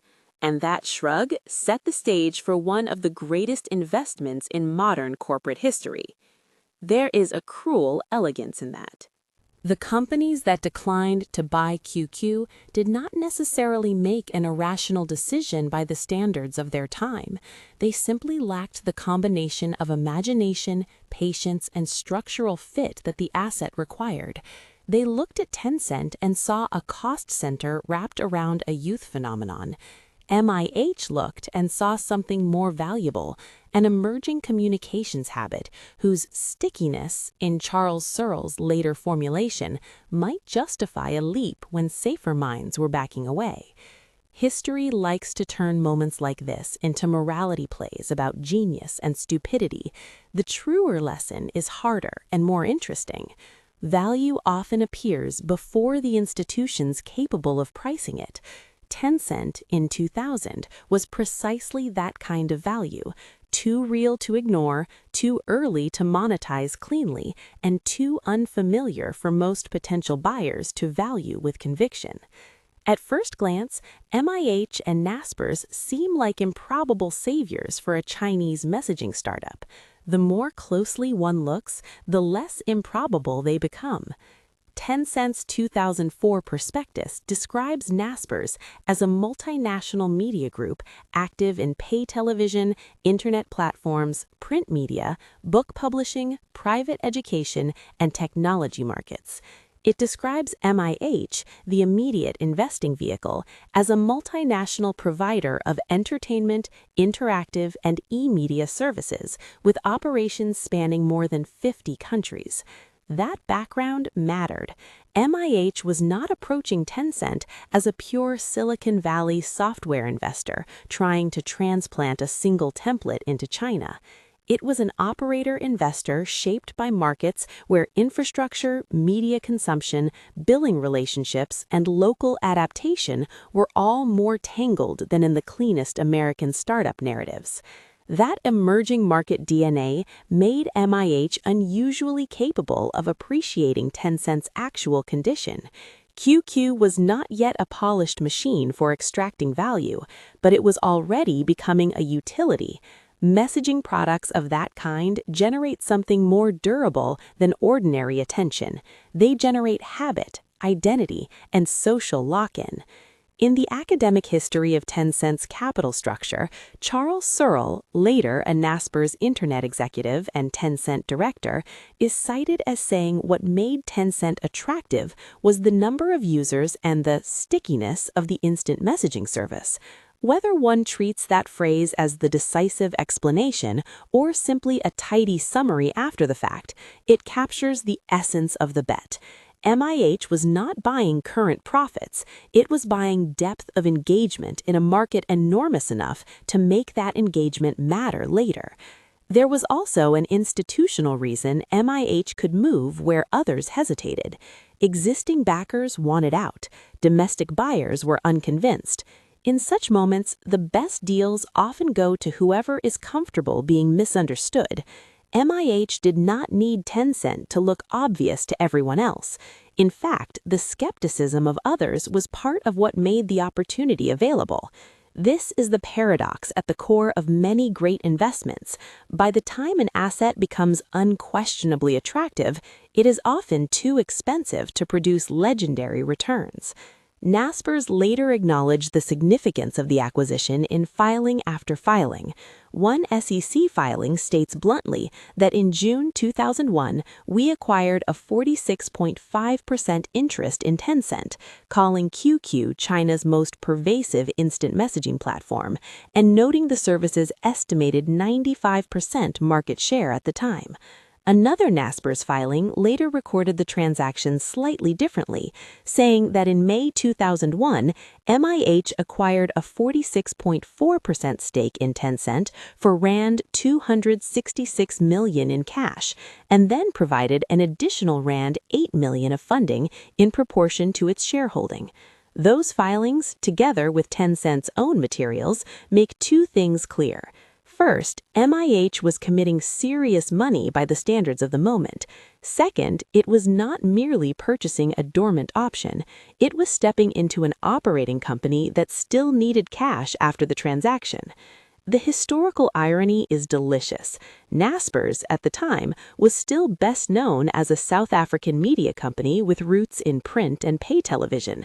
Tencent was a Chinese startup still trying to prove that its users could become revenue. Neither looked like the center of the future internet, but each possessed something the other needed. Tencent needed capital, patience, and a governance counterpart willing to let the founders continue running the product. Naspers needed exposure to a class of digital network assets that could one day be much larger than its legacy businesses. This mutual fit is often flattened under the phrase, Naspers made a bet on Tencent. That is true, but incomplete. It was not a blind bet, it was a patterned bet. Naspers had already built businesses in subscription-like media worlds where scale, retention, and local execution mattered. Tencent was not a subscription television company, but it rhymed with one in an important way. Once a communications habit becomes daily, its economics can improve dramatically if the firm survives long enough to learn how to charge around the edges of the core experience.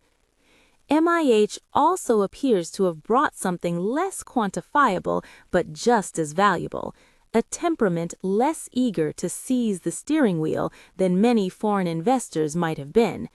Later accounts from Naspers figures emphasized non-micromanagement. Tencent's own IPO documents show the formal structure that underpinned this restraint. The result was not laissez-faire in the naive sense, it was governed coexistence. MIH was strong enough to matter and disciplined enough not to smother. This may be the most underrated part of the entire chapter. Plenty of outside investors can identify promising products. Far fewer know how to invest in a founder-led company without either abandoning governance altogether or crushing the very thing they paid for. MIH's genius was not only that it saw value where others missed it, it was that it saw the founders themselves as part of the asset. That, more than the romance of vision, is what separates a great rescue investor from an ordinary opportunist. MIH did not simply notice a cheap company, it recognized that Tencent's future depended on preserving the intensity and authority of the team that had built QQ in the first place. Because this chapter has been retold so often, it is tempting to state the MIH transaction in a single polished sentence and march on. That would be a mistake. The sources do not all give the same date, and the disagreement is exactly the sort of detail that separates historical work from storytelling. Tencent's own corporate timeline says the company received investment from MIH in June 2001. And Naspers' SEC filing likewise says that in June 2001, we acquired a 46.5% interest in Tencent. Tencent's 2004 IPO appendix is even more precise. It says MIH acquired its shareholding in the company on June 5, 2001 from the founders MVL and IDG. Yet a later Naspers annual report filing states that in May 2001, MIH acquired a 46.4% stake in Tencent for 266 million rand in cash, with an additional 8 million rand of funding provided afterward. The most responsible way to reconcile these records is not to force them into false precision, but to understand them as describing slightly different moments in the same transaction. Signings, closings, accounting recognition, and later annual report summaries do not always use the same date convention. What matters for the historical chapter is that MIH entered Tencent in the May to June 2001 window, that the purchase price was documented at roughly $32 million or 266 million rand plus subsequent funding, and that the resulting ownership structure substantially reset Tencent's future.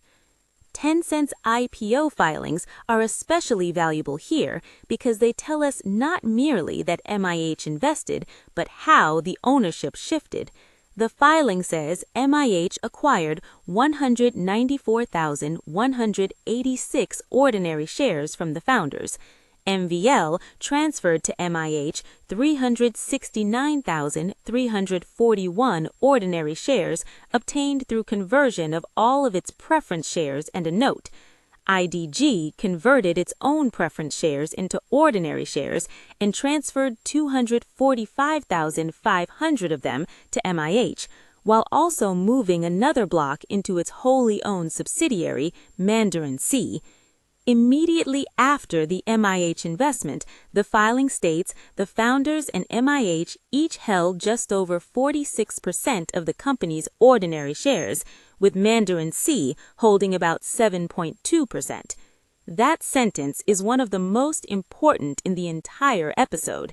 It tells us that the founders were not simply allowed to keep some symbolic role while foreign investors took the company over, nor does it support an equally lazy founder worship version in which Pony Ma effortlessly retained unilateral control.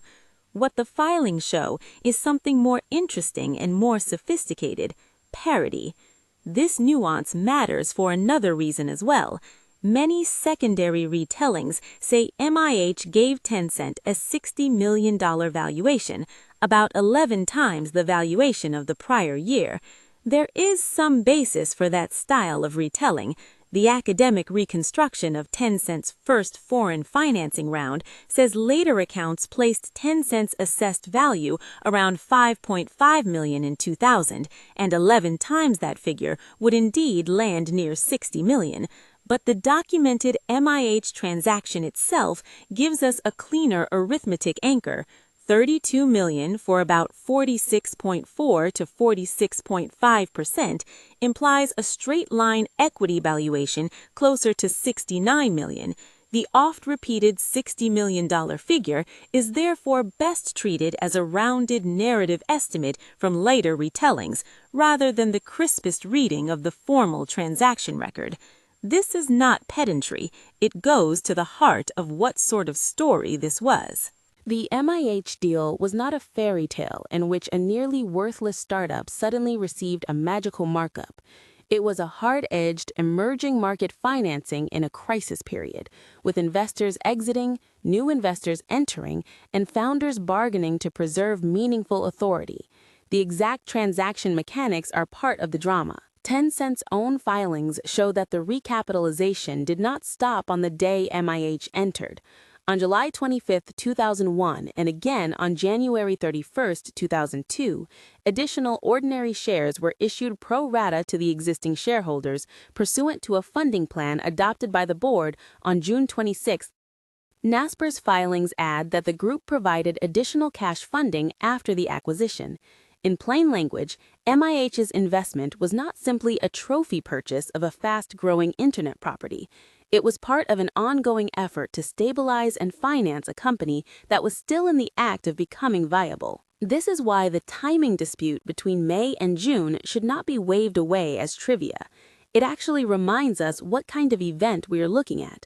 Not a single cinematic handshake, but a transition of ownership and funding in the middle of corporate stress. Different records capture different edges of that transition.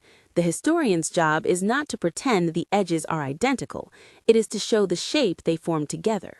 And together they show something unmistakable. In the summer of 2001, Tencent escaped the narrowest point of the bottleneck. If the cash kept Tencent alive, the governance terms determined what sort of company it would remain while staying alive. Tencent's prospectus section titled "Relationship with Our Shareholders" is unusually revealing. It shows that immediately prior to the 2004 public offering, the company's shareholders comprised the 12 founders and MIH, with the founders collectively holding 50% and MIH the other 50%. That 50-50 pre-IPO structure followed Tencent's August 2003 repurchase of all shares held by Mandarin C. But even before the cap table reached that clean symmetry, the deeper logic of the relationship had already been established. On April 20, 2004, each founder and MIH entered into an amended and restated shareholders agreement. Under that agreement, each founder and MIH would vote their shares so that the board and the board of any subsidiary controlled by the company would have an equal number of directors nominated by the founders and MIH respectively. The same agreement stated that the founders would nominate the CEO and MIH would nominate the chief financial officer. It further required a 75% majority for shareholder and board resolutions during the 3-year life of that arrangement. This is not the language of passive minority capital, nor is it the language of a takeover. It is the language of negotiated balance. That balance explains why the MIH deal mattered so much beyond the size of the check. The founders did not preserve uncontested control in the simplistic sense.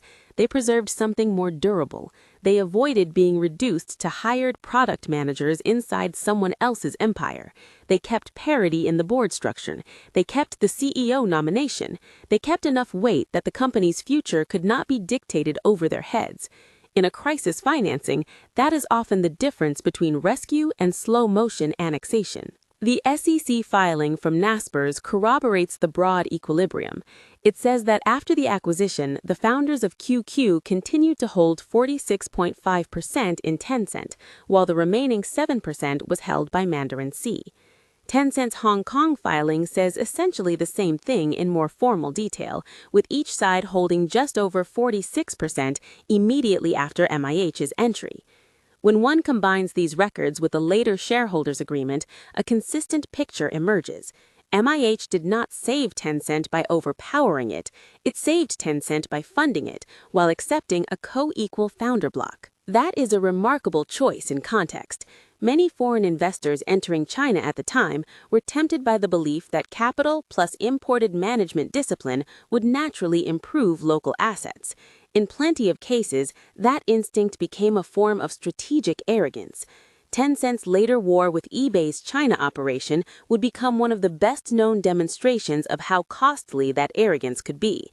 MIH's Tencent deal shows the opposite instinct. Back the local founders, secure protections, share control at the top. Do not assume that foreign capital automatically confers better judgment about how the product should evolve in China. Later accounts from Naspers figures suggest that this was not merely formal, but cultural. According to later reporting cited in the academic history of Tencent, Naspers director Anthony Ru described the firm's posture towards Tencent in essence as one of non-micromanagement. Whether or not one takes every retrospective comment at face value, the documentary structure supports the spirit of that claim. MIH had enough influence to matter.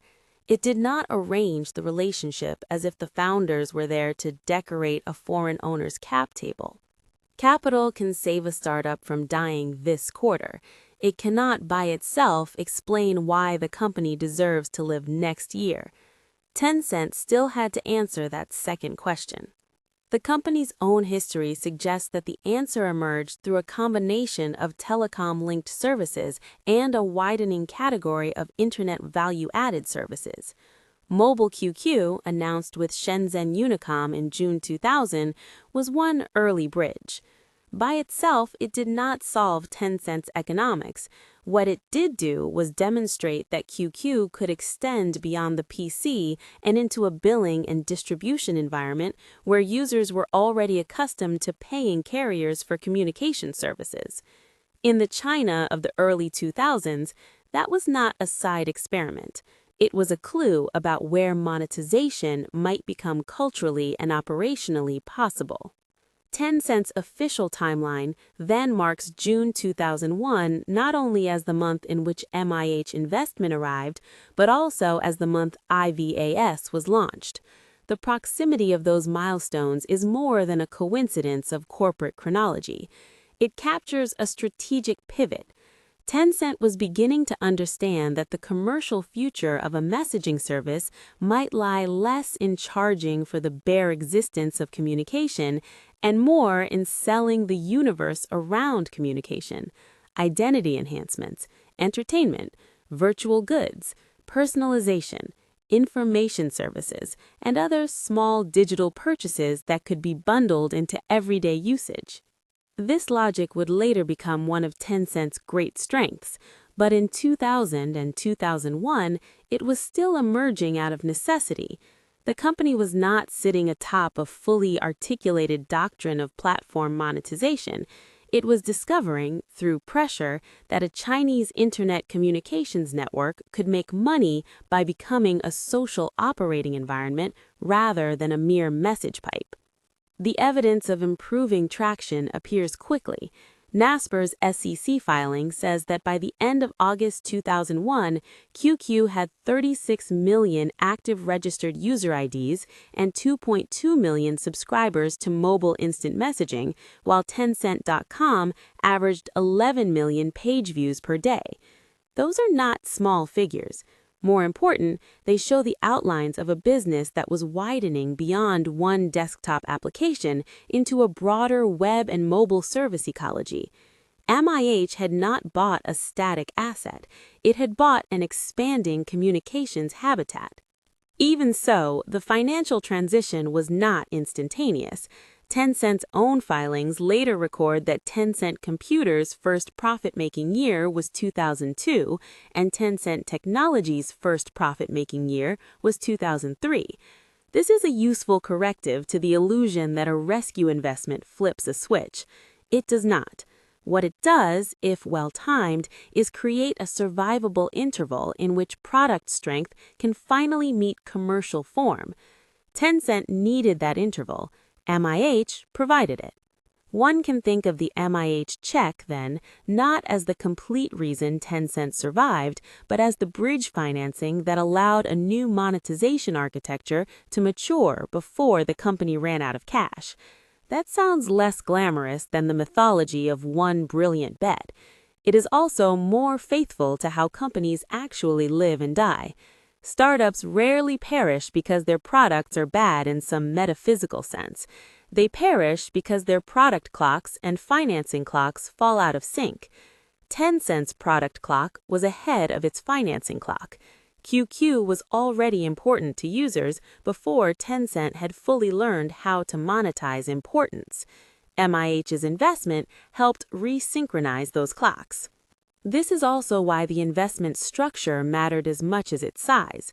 Had MIH arrived with money but stripped the founders of authority, Tencent might have survived financially while weakening organizationally. Had the founders retained control without enough capital, Tencent might have preserved its culture while still collapsing economically. The actual outcome depended on both conditions being satisfied together: real money and preserved founder agency. It is true that Naspers' investment became one of the greatest venture-style returns in history. South China Morning Post reported in 2018 that the stake bought for roughly $32 million was then worth about $175 billion. Bloomberg wrote in 2021 that the original investment was worth more than $200 billion. Reuters Breakingviews described the holding at around $239 billion. The exact headline figure changes depending on the date, but the deeper fact does not. A South African media group made a $32 million investment in a Chinese startup and over time turned it into one of the defining value creation stories of the modern internet age. The return came not merely from buying something cheap. It came from buying a network asset early, recognizing that user habit was the most important signal, structuring the relationship so that local founders could keep building, and then staying exposed long enough for the full compounding to reveal itself. Naspers bought the social fact and waited for the financial fact to catch up. Every great company has an origin story it eventually outgrows. For Tencent, one of the most misleading ways to tell that origin story is to present the MIH investment as a happy accident in which clever foreigners rescued a nearly dead startup and then quietly watched it bloom. That version is flattering, but too thin. What actually happened in 2000 and 2001 was more consequential. Tencent discovered its own operating logic under pressure. It learned that scale without monetization can be lethal. It learned that communications products in China would have to be commercialized through the structures users already trusted, including telecom relationships and later broader value-added services. It learned that outside capital can save a company or deform it depending on the governance terms. And it learned, perhaps most importantly, that retaining strategic agency matters even when a company is weak. Those lessons did not stay trapped in the early QQ era. They became part of Tencent institutional character. Tencent found the narrow path. That path ran, improbably, through South Africa. Penguin learns to make money, 2001 to 2003. In the beginning, Tencent's problem was not obscurity, it was success. QQ, first launched as OICQ and then renamed, spread across urban China with the speed of a rumor that happened to be useful. The software solved a real problem. It gave Chinese users a low-friction way to talk online in their own language through an interface that felt native rather than imported. The product rode exactly the right historical wave. Internet cafes were filling up, young people were spending more time online, and the social thrill of being on the internet was still novel enough to feel glamorous. QQ became not just a utility, but an entry point into modern Chinese internet life. That should have been the triumphant part of the story. It was not. The early Tencent was caught in one of the oldest traps in digital business: popularity without monetization. A fast-growing messaging service is expensive to run. Servers cost money. Bandwidth costs money. Engineers cost money. Customer support costs money. When a product is free and heavily used, growth can deepen the wound rather than heal it. Every new user is both validation and burden. Tencent had escaped immediate death with fresh capital in 2001, but capital is a lifeline, not a business model. Survival bought time. It did not answer the central question: what exactly were QQ users going to pay for? The answer did not arrive in one clean flash of genius. That is one of the most interesting parts of this chapter. Tencent did not invent a single elegant model and then execute it flawlessly. Instead, it stumbled toward one through a sequence of experiments. Advertising brought in some revenue, but not enough. Premium subscriptions brought more, but still did not feel like a grand solution. Mobile value-added services offered in partnership with telecom operators worked better and proved that small digital payments could be normalized at scale. Then came the deeper insight, the one that changed the emotional physics of the business. Users would pay not only for communication or for access or for convenience, they would pay to decorate identity. That discovery sounds obvious today because the world that followed has trained us to expect it. Gamers buy skins, social media users pay for badges, boosts, and customization, fans buy digital gifts. Millions of people spend real money on things that do not physically exist, but do socially matter. In the early 2000s, however, this logic was still surprisingly underdeveloped as a mainstream business principle. Tencent did not merely discover that digital goods could be sold, it discovered that the self, once rendered on a screen and placed inside a social network, becomes merchandise.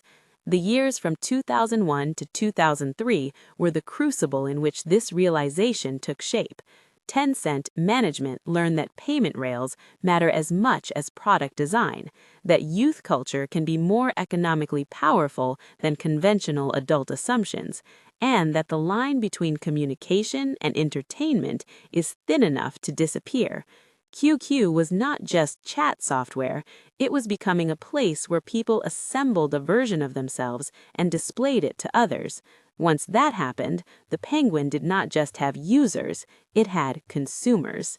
Seen from a distance, the Tencent of this period looks almost inevitable. That is misleading. The monetization structure that later made Tencent formidable was assembled piece by piece under pressure with genuine uncertainty at every step. The company had to discover not merely what users would pay for, but how they would pay, when they would pay, and what kind of payment would feel playful rather than painful. Its eventual success came from understanding that digital spending could be folded into ritual, status, flirtation, belonging, and habit.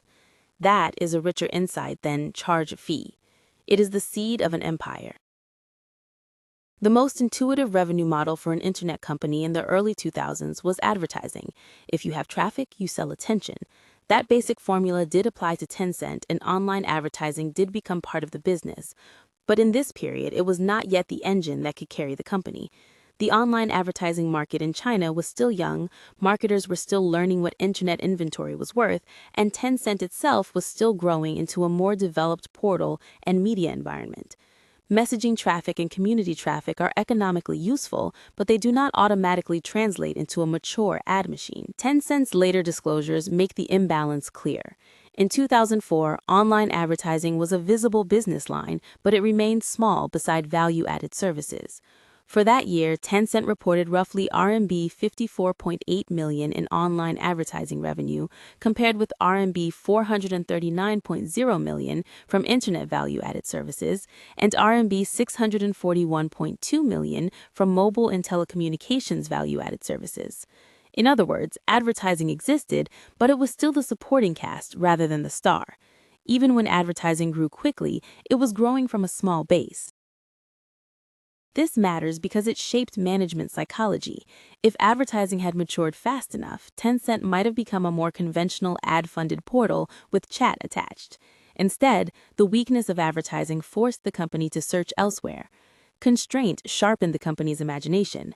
Tencent could not simply imitate the broad American internet logic that assumed banners and page views would eventually solve everything. It had to go looking for forms of revenue that were more immediate, more transactional, and more tightly woven into user behavior. There was another reason advertising could not be the main salvation. Ads monetize attention indirectly. Tencent's deeper strategic asset, however, was not just attention, it was interaction. Users were not passively consuming pages. They were talking, signaling, joining groups, returning repeatedly, and spending time inside a social environment. A business built only on ads would have skimmed the surface of that behavior. The more powerful opportunity was to convert participation itself into spending. This distinction sounds abstract until one sees how Tencent moved. Instead of treating QQ simply as a channel through which third parties could pay for exposure, Tencent increasingly treated QQ as an ecosystem in which users could pay for enhanced participation. That shift in mindset is subtle but profound. Advertising says, outsiders pay to reach our users.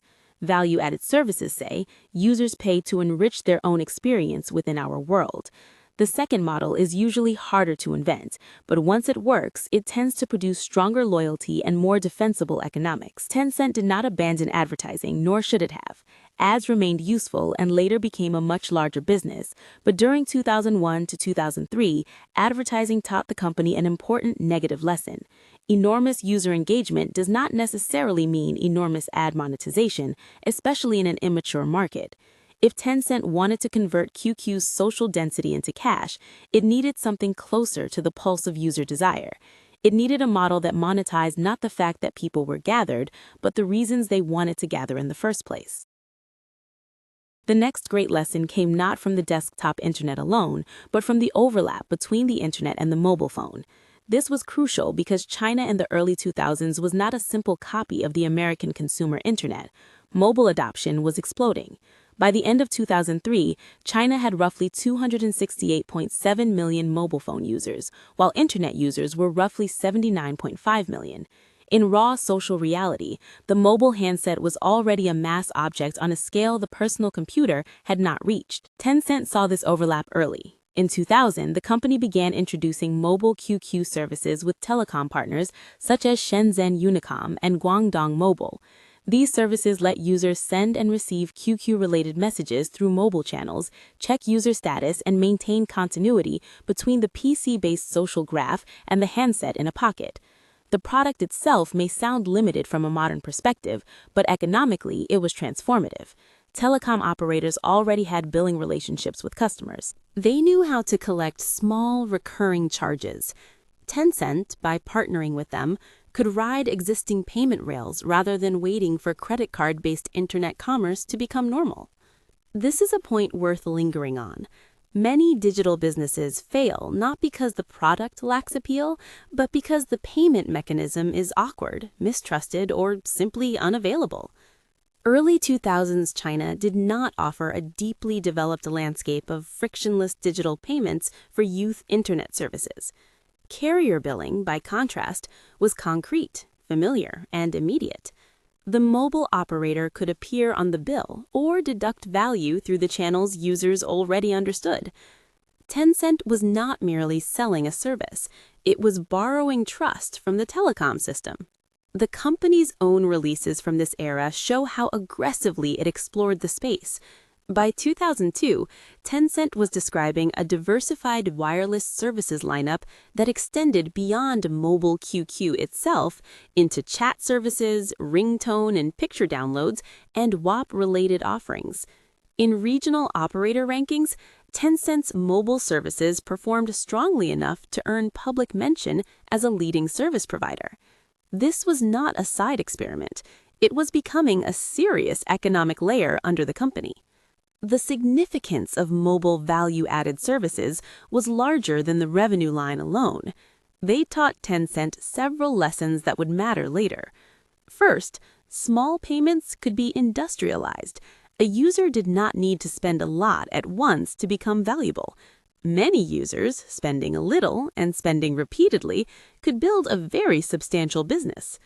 Second, digital services could be bundled into everyday communication rather than sold as exceptional purchases. Payment worked best when it felt like an extension of ordinary social life. Third, channel control mattered. Tencent was learning both the power and the fragility of depending on mobile operators. The operators could provide scale and billing, but they also possessed leverage. Policy changes, fee-sharing adjustments, and account cleanups could all affect Tencent's economics later. That tension helps explain why this period should not be read simply as mobile QQ made money. The more important truth is that mobile value-added services proved Tencent's ability to monetize mass communication through micropayments, while also teaching the company that it would eventually want more direct control over the user relationship. In a sense, the telecom partnerships were training wheels. They stabilized the company while it learned the grammar of digital spending. But the deeper ambition would be to internalize that grammar inside Tencent's own virtual economy. And yet, the role of mobile in this chapter should never be minimized. Before Tencent mastered virtual identity, it first learned the humbler but indispensable art of getting paid. Mobile services were the bridge between user love and commercial discipline. They turned QQ from a beloved drain into a system capable of recurring cash flow. The penguin was beginning to eat. If mobile billing was Tencent's first serious cash register, premium subscriptions were its first attempt to make payment feel native to the QQ environment itself. Here, we move from infrastructure to culture.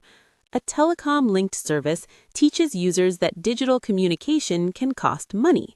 A subscription teaches them that enhanced digital life can be worth paying for. Tencent rolled out premium layers around the QQ experience through offerings such as QQ membership and other premium services. The company's disclosures later showed that premium IM services gained momentum in the second half of 2003 through promotional activity, while fee-based internet value-added service subscriptions grew meaningfully by mid-2004. This sounds technical, but behind the line item was an important behavioral shift. QQ users were being taught that the service was not a flat public utility. It was a social world with basic access and enriched access. The symbolic weight of this is larger than the literal features. When a user pays for a premium membership, the purchase is partly functional and partly psychological. Functionally, the user may receive extra features, convenience, or cosmetic benefits. Psychologically, the user crosses a threshold. He or she ceases to be merely a participant and becomes a recognized, paying inhabitant of the platform. That matters because the act of paying changes the emotional relationship between user and service. It creates a mild form of commitment. It also makes future payments easier. Once a user has paid for one enhancement, the conceptual barrier protecting the wallet has already been breached. Tencent helped this process along by building better purchase channels. In May 2002, it introduced the QQ card as a way to purchase existing and future value-added services. This mattered for reasons beyond convenience. Prepaid cards were culturally and technically well-suited to the market. They fit a youth audience. They did not require formal banking penetration. They allowed gifting and informal distribution. They let Tencent sell digital value in a physical wrapper, which is a clever trick in any society where the retail world is still more trusted than pure online payment. A prepaid card also changes the psychology of spending. Once value is loaded, the next purchase feels less like paying and more like allocating. The hardest part of the transaction happens at the funding moment. After that, the user moves through the virtual store with reduced friction. This is one reason stored value systems and platform currencies become so powerful. They soften the pain of payment and convert money into tokens, which are experienced more playfully and often spent more freely. From this point of view, the evolution toward QQ's internal economy was not accidental at all. Carrier billing, membership subscriptions, and QQ cards all pointed in the same direction. Tencent was lowering the emotional and practical resistance to repeated small purchases. The company was training its user base, but it was also training itself. It was learning how to package non-essential digital enhancements as desirable, collectible, and normal. This is also where one can begin to see the outline of Tencent's later greatness. Many firms can devise a paid add-on. Fewer firms can build an entire spending culture. Tencent was moving from one-off monetization toward a system of monetization. It was creating payment channels, habitual purchase behavior, premium status markers, and an expanding catalog of intangible goods. The product and the economy were being designed together. A mature observer might say that Tencent was not yet fully monetizing communication. It was monetizing aspiration within communication. Membership signaled that the platform contained layers, ranks, and textures. Some users would remain free users. Others would pay to feel a little more visible, a little more adorned, a little more distinguished. Once that hierarchy exists, a digital economy has a social reason to persist. Tencent was still in the early stages, but the architecture was now taking shape. The decisive leap came when Tencent stopped thinking only about access and started selling appearance. This was the moment when the business ceased to be merely about paid services and became, more fundamentally, about digital selfhood. Tencent's 2014 prospectus provides a clean documentary anchor for this transition. The company explicitly stated that it began charging fees for QQ Show in April 2003. Later disclosures described the avatar service as a key growth driver for internet value-added services and emphasized that the product let users personalize their presence in the instant messaging community. That language is revealing. Tencent was not describing avatar items as abstract ornaments. It was describing them as a way for users to inhabit the social space differently. QQ Show was, in practical terms, a virtual avatar and dress-up system. Users could choose clothing, accessories, hairstyles, and other digital embellishments for their on-screen identities. That may sound trivial to anyone who has forgotten what online life felt like at the turn of the century. It was not trivial. It turned profile presence into theater. A user no longer merely appeared as a handle on a buddy list. A user appeared as a stylized self. The economic significance of that shift is difficult to overstate. Communication tools are useful, but utility is often bounded. Identity tools are more open-ended because the appetite for expression has no natural ceiling. Once people begin to care how they look inside a shared digital space, spending can become recurrent rather than occasional. A new outfit invites another outfit. A seasonal item invites a themed collection. A rare item introduces status.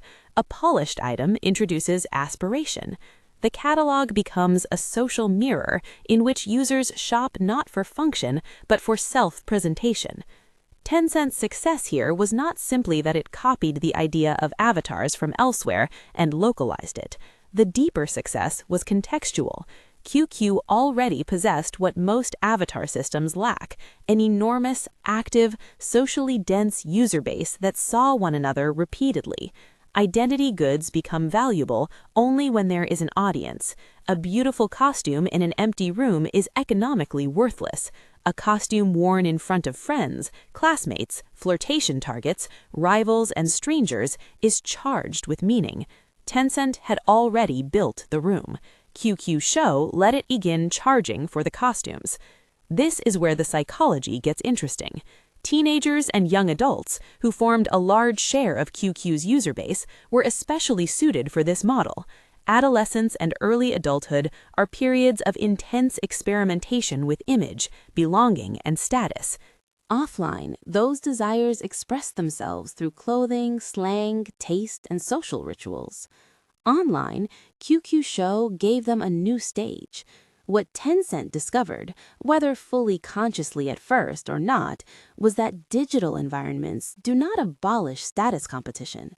They relocate it and often intensify it because the signals can be updated, displayed, and noticed with extraordinary frequency.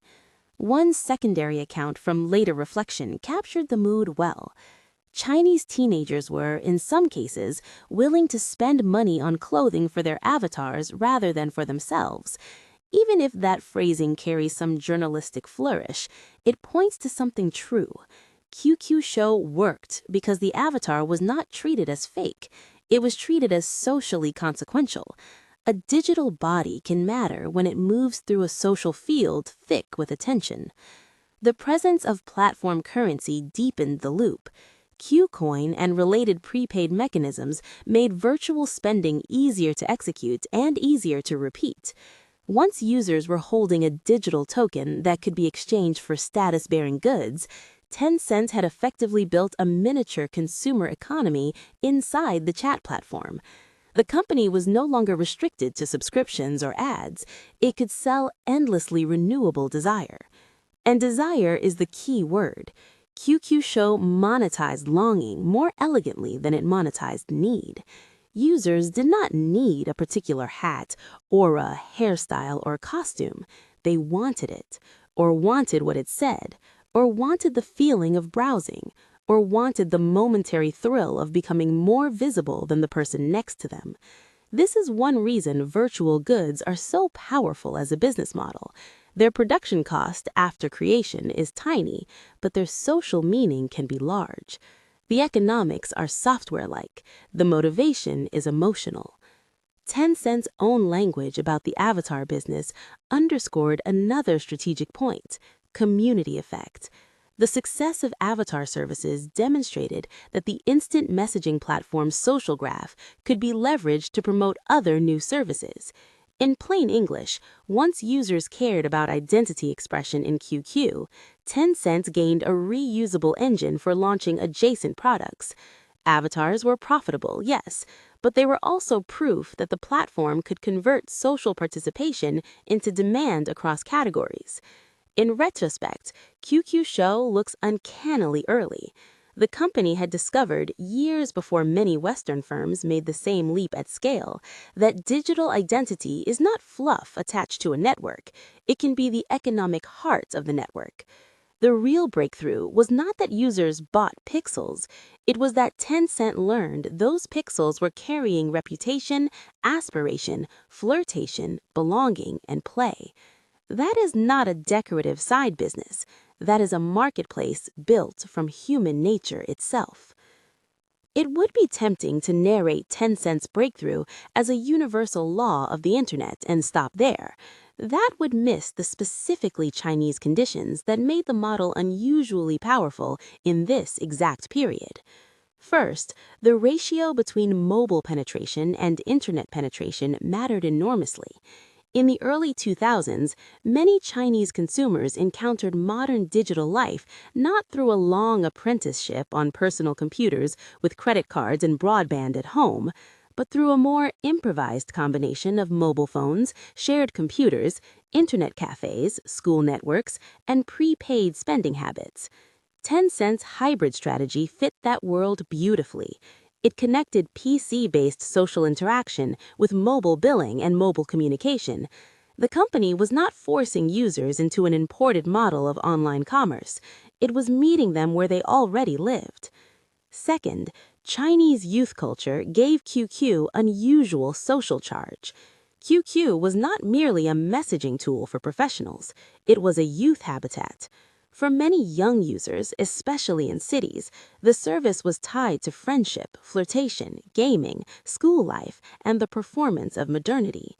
The little penguin became recognizable enough to move beyond software into a broader cultural icon. By 2004 and 2005, Tencent was already authorizing character uses and collaborations that showed the mascot had become licensable intellectual property, not just a logo sitting in the corner of a chat window. It appeared in institutional collaborations, and the company was extending QQ-branded content and character commercialization more broadly. That kind of symbol only becomes monetizable when it carries emotional familiarity. Third, small value spending fit the economic mood. QQ's users did not need to be wealthy in order to become profitable. They needed only to be willing to spend a little, occasionally or repeatedly, on something that felt fun, social, and manageable. This is one of Tencent's quietest but most important achievements. It aligned price point with psychology. A large upfront fee would have looked forbidding. A modest, almost toy-like expenditure on a subscription, a ringtone, a piece of avatar clothing, or a virtual accessory could feel harmless. One could participate in consumer modernity without making an adult-sized purchase. Fourth, Tencent benefited from the nature of digital scarcity. In the physical world, scarcity is expensive to manufacture. In the digital world, scarcity is designed.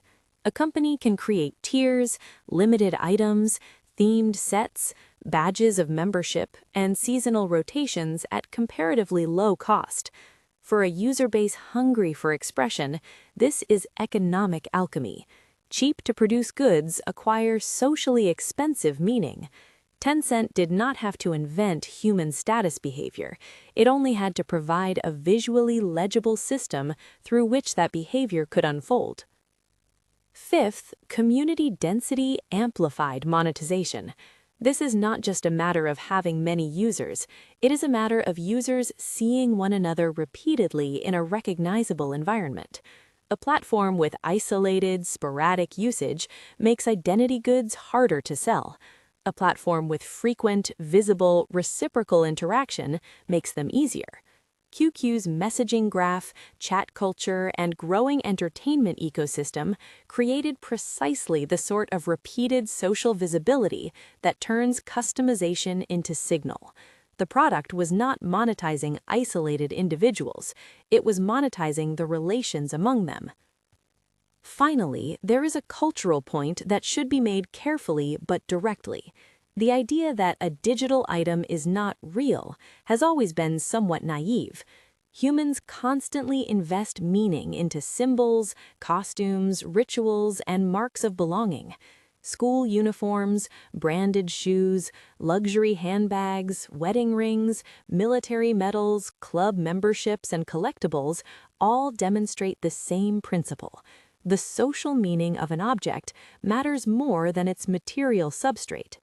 QQ Show succeeded because Tencent understood, instinctively or experimentally, that once social life migrates onto a screen, the symbolic goods attached to that screen become real in the only sense that matters economically. People pay for what affects how they are seen. That is why Tencent's breakthrough was not merely local trivia, it was a deep demonstration of how digital markets form.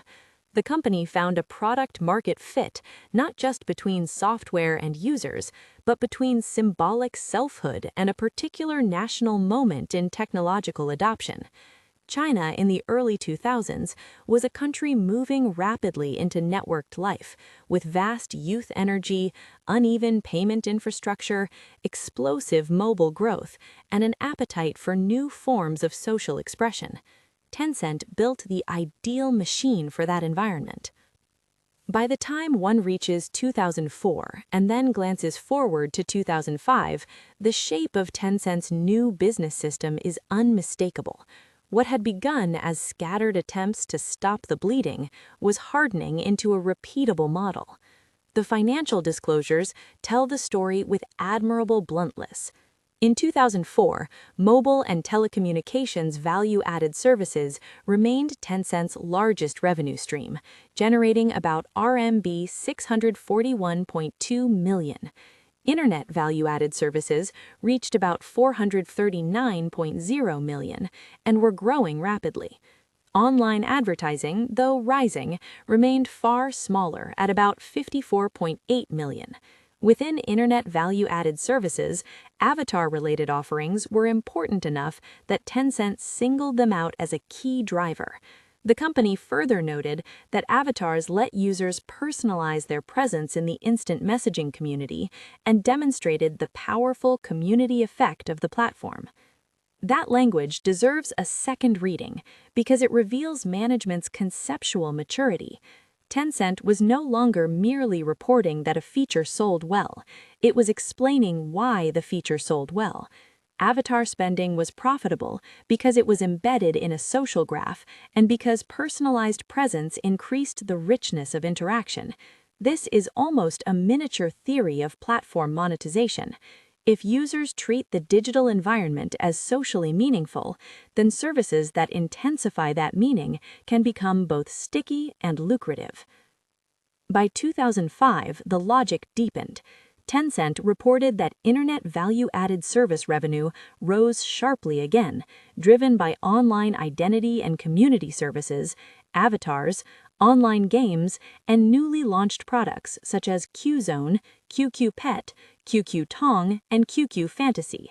Mobile and telecommunications value-added services, by contrast, declined due to operator account cleanups, changes in billing arrangements, and competitive pressures, even though some newer mobile voice services like ringback tones continued to contribute.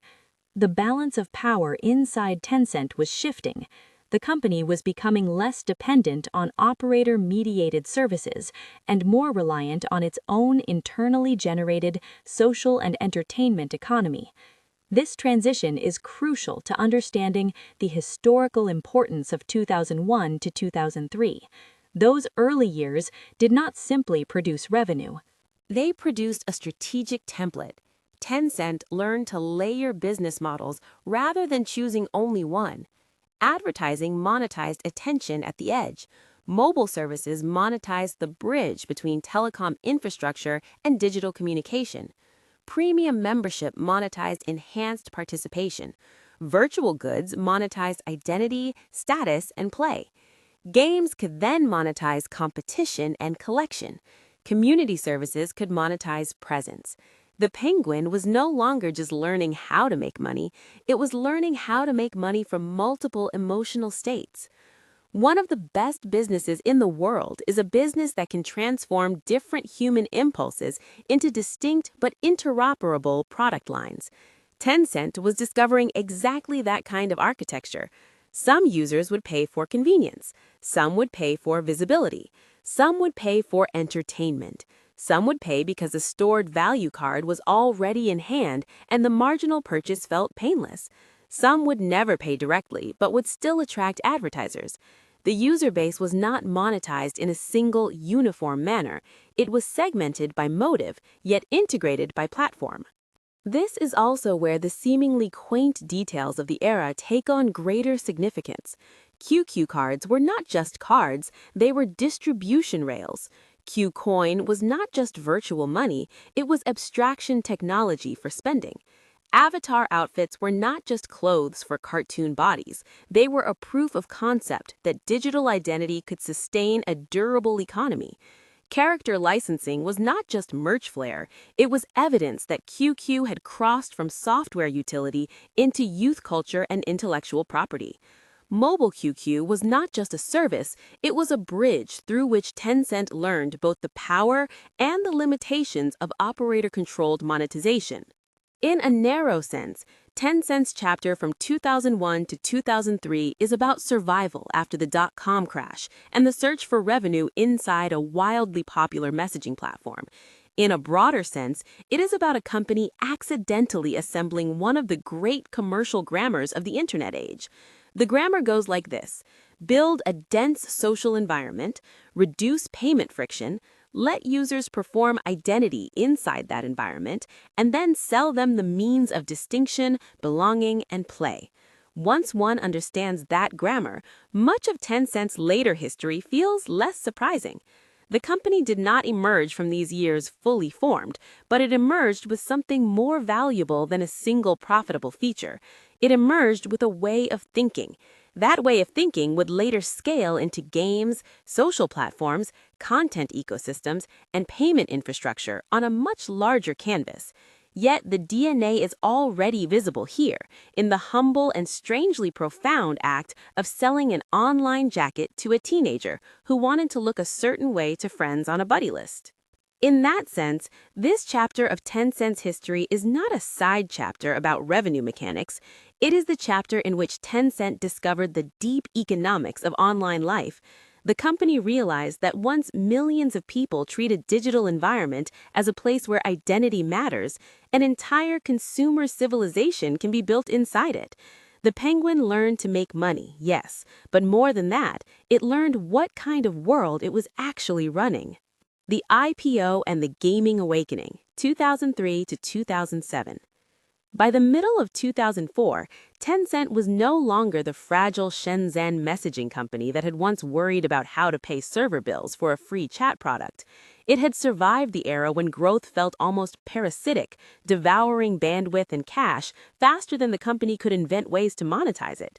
It had discovered that Chinese users would pay for digital expression, status, convenience, and identity. It had survived dependence on telecom operators, especially China Mobile's Monternet system, long enough to understand that dependence of that kind was not safety, but a velvet trap. And it had accumulated something even more important than revenue, a gigantic, habituated, youth-skewing user base that returned to QQ not simply to send messages, but to inhabit an online social life. That was the real asset that came to market in June 2004, when Tencent listed in Hong Kong. The initial public offering supplied money, legitimacy, and a tradable equity currency. More subtly, it gave Tencent room to pursue a larger strategic identity. It no longer had to be understood as merely a messenger that sold add-ons. It could aspire to become a platform around which other digital behaviors orbited: social display, casual play, subscription privileges, content consumption, and virtual economies later, whole entertainment industries. The most consequential move in that direction was Tencent's turn toward games. This was not predestined. In hindsight, Tencent's dominance in games can feel as inevitable as gravity, but in the early 2000s, it was anything but. China's online game industry was already populated by established names, proven hits, and fierce incumbents. Tencent's own management did not march in ideological lockstep toward gaming. Later retrospectives described real internal disagreement over whether Tencent understood games deeply enough, whether QQ users would actually pay for game experiences, and whether the company was arriving too late to a market already claimed by others. Pony Ma nevertheless pushed ahead. His reasoning, visible both in Tencent's official disclosures and in later recollections, was not that Tencent was born to be a game studio. It was that Tencent had something more unusual, a massive social platform full of young users, a payment layer, a taste for virtual identity, and a distribution machine that could make trying a game feel almost frictionless. That distinction matters. Tencent did not win games initially by behaving like an auteur studio. It won by understanding that the future of online games in China would not be built solely around the brilliance of individual titles. It would be built around traffic, community, payment, low-friction onboarding, recommendation loops, and the ability to move users from one digital habit into another.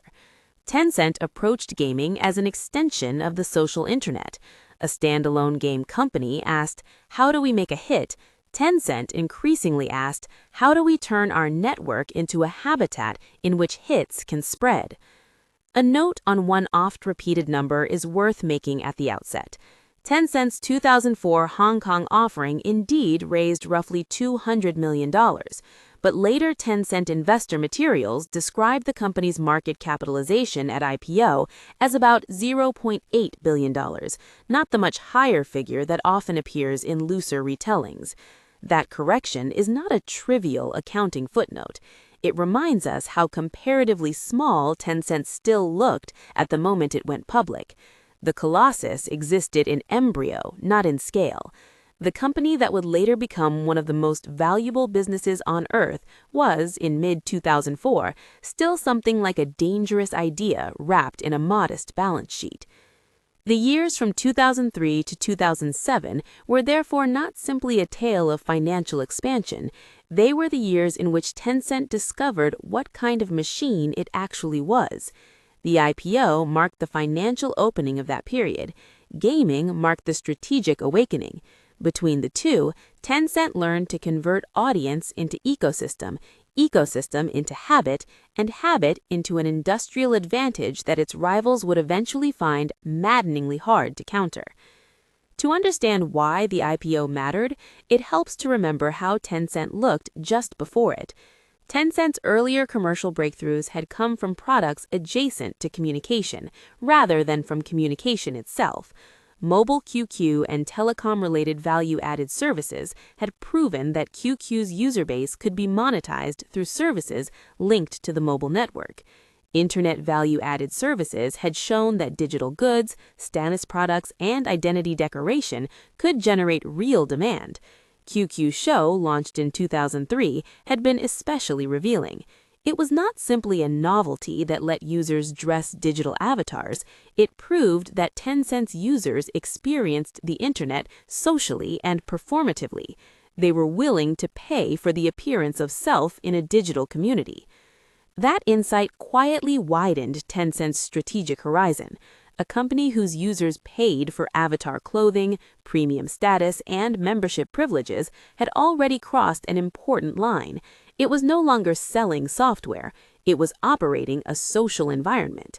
Once management recognized that, games became easier to see not as an alien category, but as a neighboring province. Games also sold identity, status, scarcity, advancement, decoration, and belonging. The border between a dressed-up avatar in a messenger ecosystem and an item-bearing character in an online game was thinner than many people at the time appreciated. Still, Tencent remained exposed. The company had grown fast, but fast growth can hide fragility.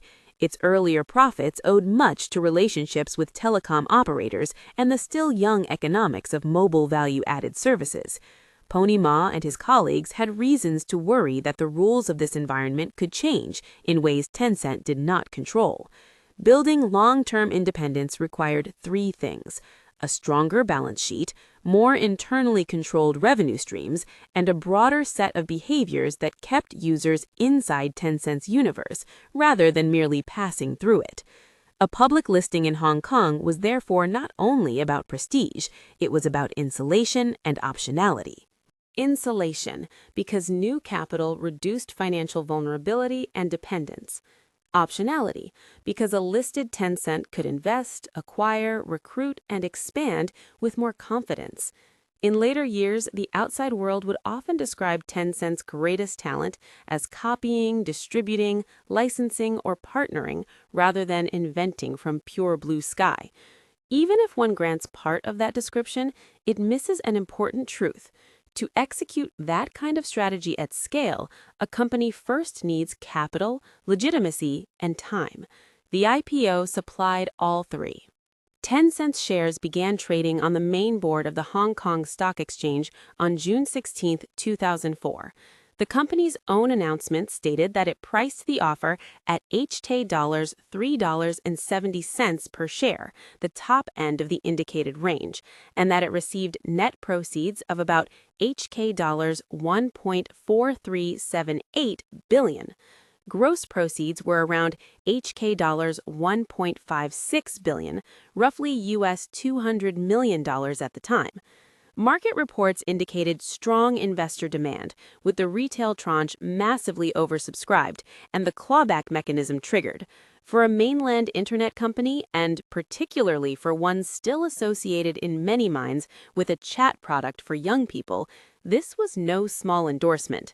But the real significance of the listing lies not in the headlines that accompanied it, nor even in the first-day mechanics. It lies in what the money and public status enabled Tencent to do next. Official company materials from later years summarize the 2004 IPO as a moment when Tencent had a market capitalization of about US $0.8 billion. Read that figure slowly. The company was important, promising, and culturally resonant, but by no means already gigantic. In relative terms, it still sat in a dangerous valley, large enough to have ambitions, small enough to be crushed if it misjudged the next technological turn. The offering itself took place in a China internet market still sorting out its structure. Portal companies mattered. Mobile services mattered. Search was becoming more important. E-commerce was taking shape. Online gaming was emerging as one of the country's fastest-growing digital businesses. There was no settled law of history dictating that the future belonged to one model rather than another. Tencent's listing was therefore a financing of possibility. Investors were buying not only the company's current products, but also the chance that QQ's audience might be converted into something much larger. Tencent's annual report for 2004, the first full year after listing, makes this transition visible in financial language. The company highlighted substantial growth in revenue and profit and noted increased research, development, and administrative spending related in part to online gaming. That matters. Public capital did not go into a vault to be admired. It quickly funded ambition. Tencent's costs rose because it was stretching beyond the businesses that had gotten it this far. The Hong Kong float also did something subtler, but perhaps just as important. It forced Tencent to narrate itself. A private startup can afford strategic ambiguity. A public company must explain its business to investors quarter after quarter. That discipline often reveals what management believes the business is becoming. Tencent's disclosures over the following years show a company progressively speaking about itself not only in terms of communication and value-added services, but increasingly in terms of community, entertainment, user platforms, product families, and cross-business leverage. The public market did not create Tencent's ambitions, but it pressured the company to articulate and systematize them. Tencent's move into games was strategically bold, but it was not irrational improvisation. By the early to mid-2000s, several forces were converging in China that made gaming unusually attractive. First, China's internet population was expanding quickly. Tencent's 2006 annual report, citing CNNIC, noted that Internet users in China grew 23.4% that year to 137 million, while broadband users rose even faster to 91 million. Broadband penetration mattered because it made richer online experiences, including games, far more accessible. What had once been a thinner, more text and message internet was becoming an audio-visual interactive one. Second, the economics of the Chinese gaming market were improving rapidly. Reuters reported in 2007 that China's online game market was expected to grow 35% that year to around $1.3 billion, while other reporting citing official and industry data showed 2006 online gaming revenue reaching 8 billion yuan and 2007 sales topping 10.57 billion yuan. The player base was also swelling, with industry surveys putting China's online gaming population above 40 million in 2007. This was not a niche. It was becoming one of the single largest and most dynamic segments of the Chinese internet. Third, the business model was evolving in ways that fit Tencent's instincts. Free-to-play, item-driven monetization was proving particularly potent in China. Reuters noted that the spread of free-to-play in 2006 boosted the sector by lowering the entry cost for trying new games and making it easier for users to switch. Tencent already understood this logic from a different angle. QQ itself had trained the company to think in terms of free access combined with paid enhancements, identities, privileges, and virtual goods. In other words, the core monetization philosophy of modern Chinese online gaming was adjacent to the monetization philosophy Tencent had already learned inside social communication products. Fourth, gaming fit Tencent's user demographic. Later narratives about this period stress Pony Ma's belief that QQ's heavily young audience was naturally predisposed toward games. That idea makes strategic sense even without romanticizing it. QQ users were already spending time online with friends. They were already expressing identity through avatars and status markers. They were already habituated to a persistent account-based environment. A game layered onto this social infrastructure was not a radical behavioral ask. It was a nearby step. This is where Tencent's genius began to diverge from that of traditional game publishers. A publisher starting from scratch had to acquire gamers one title at a time. Tencent could tap an existing social graph. It could place game entry points directly inside or beside the communication experience. It could let players log in with their QQ credentials. It could let them see what their friends were playing. It could reduce both cognitive and mechanical friction. And it could pair all of that with QCoin, subscriptions, and other monetization instruments already familiar to users. That set of advantages did not guarantee success. It did, however, guarantee that Tencent would attack the category from a structurally different angle. Tencent's own corporate milestone page records that its online game platform, QQ Games, launched in 2003. That statement is simple, but the reality of entering games was more complicated than just turning on a portal. Tencent's first substantive encounters with gaming included both experimentation and failure. Later Chinese retrospectives describe serious internal debate over whether Tencent really understood games well enough to compete. One Gmian account, reflecting on Tencent's gaming history, describes founders and executives arguing over whether QQ users would like games and pay for them, and notes that Tencent lacked an experienced game R&D team. The same account recounts that Pony Ma nevertheless believed QQ's young users were natural gamers and that Tencent needed to test the opportunity. It also points to Tencent's early licensed attempt with the Korean massively multiplayer game Triumph, remembered as a misfire in the Chinese market because the title's technical demands were poorly matched to the realities of local internet cafes and infrastructure. Whether every detail of these later retellings should be treated as archival certainty is less important than the strategic picture they illuminate. Tencent did not glide into games with immediate mastery. It arrived experimentally. it discovered very quickly that the online game market punished naive assumptions. High production value or foreign pedigree did not automatically translate into mass Chinese success.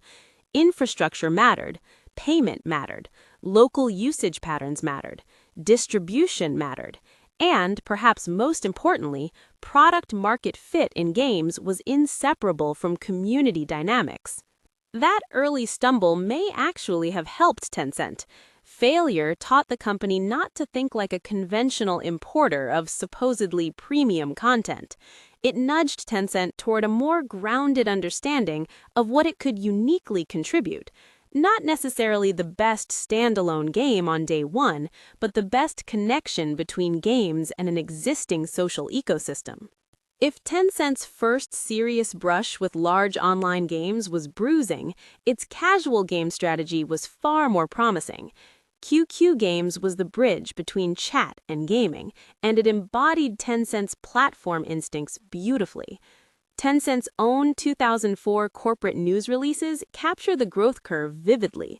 On August 18, 2003, the trial debut of QQ Game reportedly drew only about 100 simultaneous users. Less than a year later, by May 14, 2004, simultaneous online accounts had broken 300,000. By August 28, 2004, Tencent announced that peak simultaneous users had topped 620,000, making QQ Game the biggest casual game portal in China. By the fourth quarter of 2004, Tencent stated in its annual results that QQ Game Portal had recorded more than 1 million peak concurrent users and had become the #1 casual game portal in China. Those numbers tell only part of the story. The design logic of QQ Games was the deeper breakthrough. Tencent allowed users to enter the game center either from the web or directly from the client side. Players could log in using their QQ number and password, invite friends from QQ, and carry their identity presentation into the game environment. The company's own description emphasized the visibility of the user's QQ show image and the appeal of lively, familiar interfaces. In other words, QQ Games was not a separate world that demanded a fresh identity and a new social graph. It was a room inside the same house. This was a small revolution disguised as an obvious feature. It collapsed several forms of friction at once. Account creation friction was lower. Discovery friction was lower. Trust friction was lower because one was playing within a familiar Tencent environment. Social friction was lower because friends were already present through QQ. Even aesthetic friction was lower because the interface, identity system, and social cues matched a known habitat. Tencent was not simply distributing games, it was naturalizing them. The product strategy also reveals something about Tencent's cultural style. Even at this stage, Tencent did not seem embarrassed to study what already worked in the market. Later critics would call this imitation. There was truth in that criticism, but it was incomplete. Tencent's distinctive move was not merely copying a game hall, it was inserting the game hall into a communication network of exceptional scale, then surrounding it with social visibility, digital identity, and payment infrastructure. In business history, people often overpraise the purity of invention and underrate the force of recombination. Tencent excelled at recombination. QQ Games also aligned with a practical view of Chinese internet conditions. Casual and lighter online games were more compatible with a wider range of user hardware, broader demographics, and shorter session times. They could spread socially without demanding the commitment of a full-scale fantasy universe. For Tencent, they were a perfect beachhead. They taught the company how to acquire and retain game users, how to monetize at a measured pace, how to observe player behavior, and how to use platform placement to create demand. By 2004, this approach was clearly working. In its second quarter results, Tencent's management explicitly cited QQ Games as one of the company's potential future growth drivers. The key word there is potential. At that moment, Tencent was still learning, but it was learning from a position of momentum. It is tempting to narrate the 2004 listing and the gaming expansion as separate threads running in parallel. In reality, they reinforced each other. The IPO gave Tencent the resources and confidence to accelerate product expansion. Gaming, in turn, gave investors a more expansive story about what Tencent could become. The 2004 annual results are revealing on this point. Tencent reported that it had expanded its game offerings and achieved remarkable results. QQ Game had become the top casual game portal in China, with over 1 million peak concurrent users in the fourth quarter.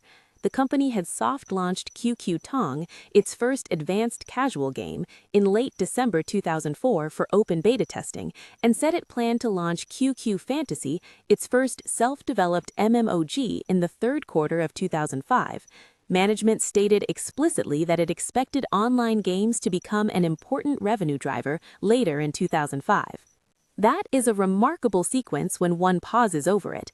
In a relatively short period, Tencent went from experimenting with a casual game center to speaking confidently about a multi-tiered gaming strategy, a dominant casual portal, an advanced casual title, and an in-house massively multiplayer online game on the way. This was not cautious dabbling, it was portfolio construction. What the public market capital allowed Tencent to do was not simply spend more, it allowed Tencent to spend across different time horizons. Casual games could generate traffic and engagement quickly. Advanced casual games could offer stronger monetization mechanics. Self-developed MMOGs required greater capability and patience, but they represented a longer-term strategic stake in richer virtual worlds and higher revenue potential. A private company under financial stress might have pursued only the fastest payback layer. A newly public Tencent could pursue the stack. The company's cost base reflects this transition. Tencent's 2004 annual report noted higher research, development, and general administrative spending, in part because of increased investment in online gaming. This is how strategic mutation looks inside financial statements. A business ceases merely to harvest existing products and begins to build the next engine. The IPO year was therefore not only the year Tencent became accountable to public investors, it was the year the company used public capital to begin training itself into a different organism.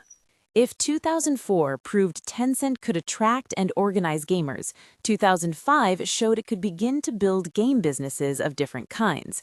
The company's 2005 annual report gives a clear picture of widening ambition. Tencent stated that QQ Game Portal remained the leading casual games platform in China, with more than 2 million peak simultaneous online user accounts. That doubling from the prior year's over 1 million is itself notable. Tencent was not merely defending an early gain, it was scaling a habit. The report also said the company intended to monetize this leadership through paid subscriptions and game item sales, while using the popular platform to introduce advanced casual games with stronger monetization mechanisms. This was classic Tencent logic. Accumulate usage first, then increase monetization carefully, especially where usage itself creates long-term strategic value. Meanwhile, QQ Tang, Tencent's first self-developed advanced casual game, was described as successful in generating both traffic and revenue. This mattered because it suggested Tencent was learning how to move users from the game hall environment into more title-specific monetization structures. The company also indicated that additional advanced casual games, including both licensed and self-developed products, were planned. That sentence is easy to skip over, but it reveals an important doctrine already emerging. Tencent would not rely on a single source of supply. It would use internal development and external licensing in parallel. Most significant, Tencent's first self-developed MMOG, QQ Fantasy, made what the company called a remarkable debut in the fourth quarter of 2005, reaching 660,000 peak simultaneous online user accounts during open beta testing. Tencent began charging for the game in December. Here again, the strategic pattern is clear. The company was using a free or lightly monetized environment to seed usage, and then transitioning selected experiences into more direct monetization once engagement justified it. Tencent in 2005 was therefore building multiple muscles at once. It was operating a large casual traffic platform, it was learning advanced casual monetization, it was testing its ability to develop proprietary titles, and it was beginning to combine self-development with licensed supply. None of this by itself made Tencent the dominant game company in China, but together these moves show a company laying down industrial infrastructure, not just scoring individual wins. This is where the phrase gaming awakening becomes apt. Tencent did not merely wake up to the fact that games existed, it woke up to the realization that games could be systematized inside Tencent's broader ecosystem.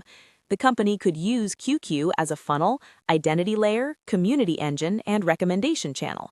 It could use Qcoin and other digital payment practices as part of the commercial architecture. It could cross-promote within its products. And, perhaps most importantly, it could think of gaming not as a silo, but as one major province within a wider social entertainment empire. Success can create as many traps as failure. By 2006, Tencent had enough gaming momentum to believe in the category, but not yet enough maturity to assume the market would bend to its will. The company's 2006 annual report is especially valuable because it shows Tencent learning caution and portfolio management. Management noted that weak seasonality affected online game revenues across the board. It also reported that its mini-casual game business was hurt by account security measures and by system upgrades to QQ Game that caused some disruption to monetization. These are not glamorous details, but they are the kind that separate mythology from operating reality. Tencent's language on this point is revealing. The company said it would continue to maintain a relatively modest level of monetization in its mini-casual game business in order to provide a balanced environment for its large user base, which it viewed as an important franchise for the entire online game business. That sentence is a small masterpiece of platform thinking. Tencent was explicitly sacrificing some immediate extraction in order to protect the strategic value of the ecosystem. It understood that the casual game platform was not just a profit center, it was a gateway, training ground, and community engine for the larger gaming business. The company also acknowledged competitive pressure in MMOGs. QQ Fantasy faced increasing competition from free-to-play games, forcing Tencent to add in-game activities and expansion packs. This again pushed Tencent toward business model adaptation rather than doctrinal rigidity. The Chinese market was moving toward lower entry barriers and ongoing virtual goods monetization. Tencent, already familiar with this logic from QQ itself, was well placed to adapt. Beyond internal titles, Tencent was also broadening its pipeline. The 2006 report mentions preparations for QQ Sango and notes that the company had one internally developed and one licensed 3D MMOG scheduled for 2008. It also points out that the advanced casual title R2Beat, a licensed game, had begun to contribute more revenue. This shows Tencent's strategic diversification hardening into practice. Internal development mattered, but so did licensing. Tencent was learning that ownership of the platform could be more important than ownership of every title. This is one of the most consequential themes in Tencent's entire history.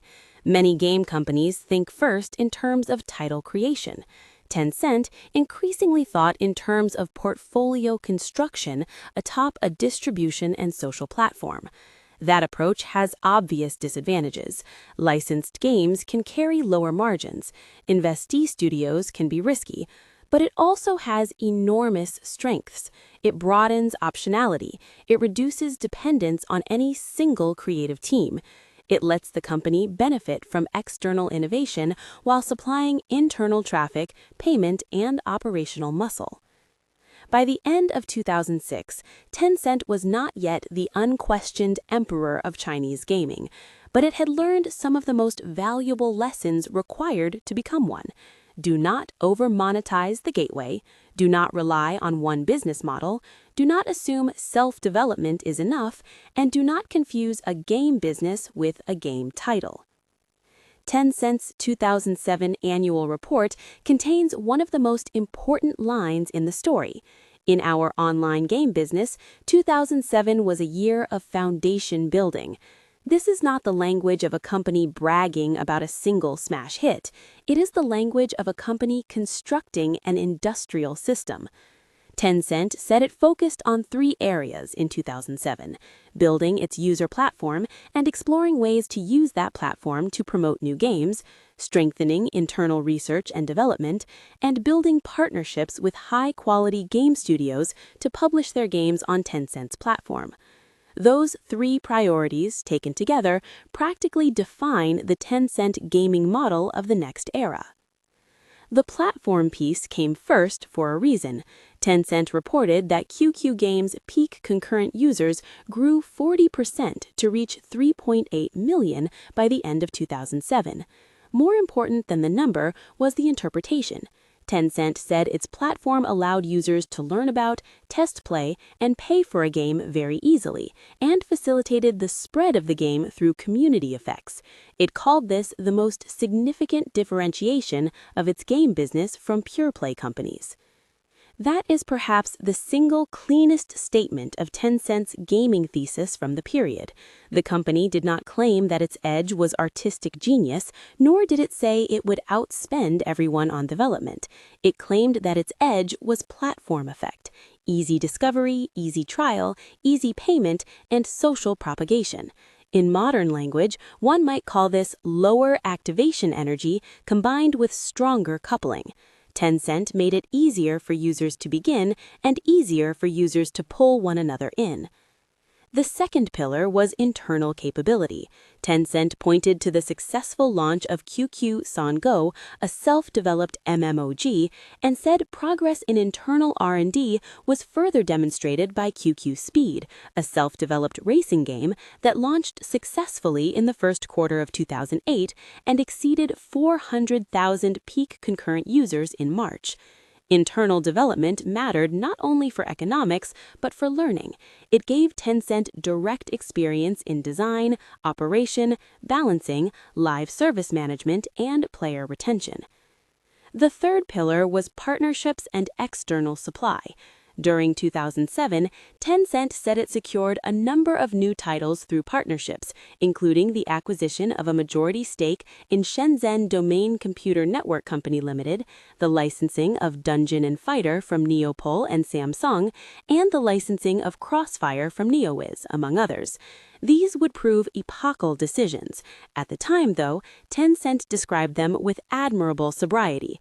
Licensed games carried lower margins, and investing in young studios was risky. Yet, Tencent believed these were important means of broadening access to high-quality games and creative talent in a fiercely competitive industry. This is a very different mentality from that of an insecure company insisting on purity. Tencent was comfortable treating the market as a supply field from which it could source creativity, while Tencent itself specialized in platform leverage, operation, and commercialization. That division of labor would become enormously powerful. In retrospect, 2007 was less the year Tencent won gaming than the year Tencent designed the machine that would win it. The company had a growing user platform, improving internal studios, and a widening network of partners and licensed products.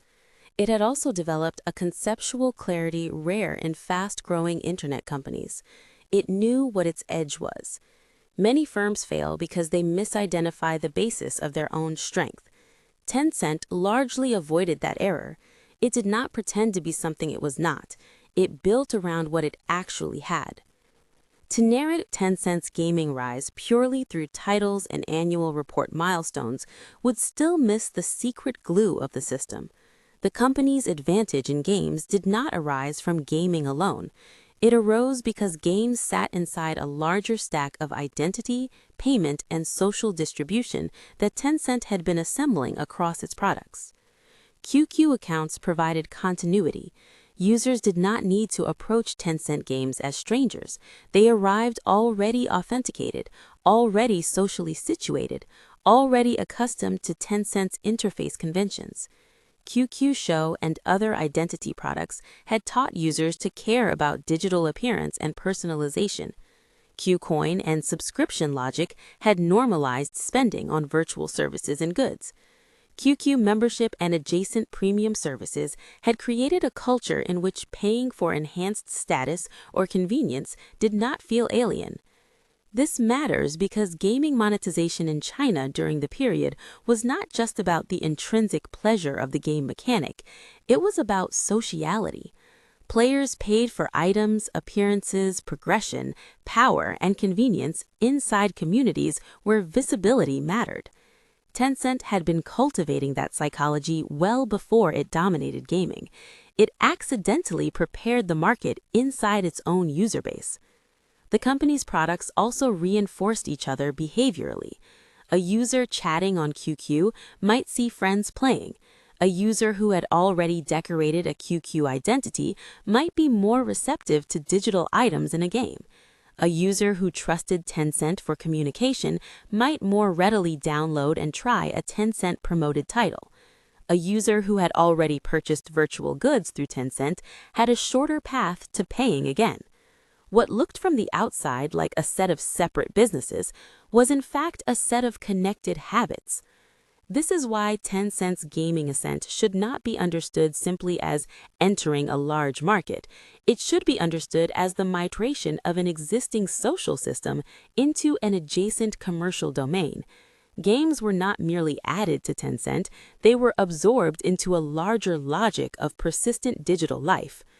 Although this chapter is centered in 2003 to 2007, it is hard to appreciate the significance of Tencent's awakening without looking briefly at what happened immediately after. The years 2008 and 2009 served as the vindication phase. Tencent's 2008 annual report states that, after years of planning and execution, the company had started to reap the benefits of its strategy of building a diversified product portfolio, leveraging the advantage of its massive online platform. That is the sentence of a thesis turning into results. The report noted that QQ Game remained the largest mini-casual game portal in China, with peak concurrent users reaching 4.7 million by the end of 2008. It also highlighted the June 2008 launch of Dungeon & Fighter, whose peak concurrent users reached 1.2 million in the fourth quarter of 2008 and exceeded 1.5 million in the first quarter of 2009. Advanced casual launches in 2008, including Crossfire, QQ Speed, and QQ Dancer, were also described as well-received. Tencent went further and explicitly argued that its platform strategy differentiated it from standalone pure-play companies. Its internet and mini-casual platforms were effective in attracting new gamers, retaining existing gamers, and encouraging them to recommend games to friends. That is the theory in fully articulated form: acquisition, retention, and social propagation as platform functions. Then came the decisive milestone. In its 2009 annual report and annual results announcement, Tencent stated that since the second quarter of 2009, it had become the largest online game operator in China by revenue. By that point, the pieces were firing together. Dungeon & Fighter was surging. Crossfire had become a phenomenon. QQ Dancer had crossed 1 million peak concurrent users. QQ Game continued to grow, reaching 6.2 million peak concurrent users in the fourth quarter of 2009. What is striking is how little this outcome depended on a single, pure, creative miracle. Tencent had great titles, yes, but its triumph came from architecture. Self-development mattered, licensing mattered, investments mattered, but what made the whole structure hum was the platform beneath it and around it. Seen from this angle, Tencent's rise in games resembles not just a content success, but a logistics success. It built one of the most effective entertainment distribution, retention, and monetization systems in the Chinese internet.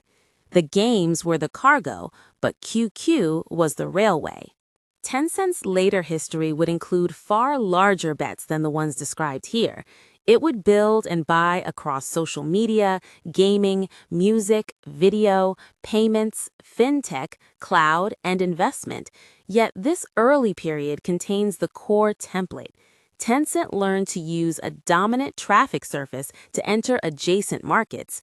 It learned to combine internal development with external partnerships.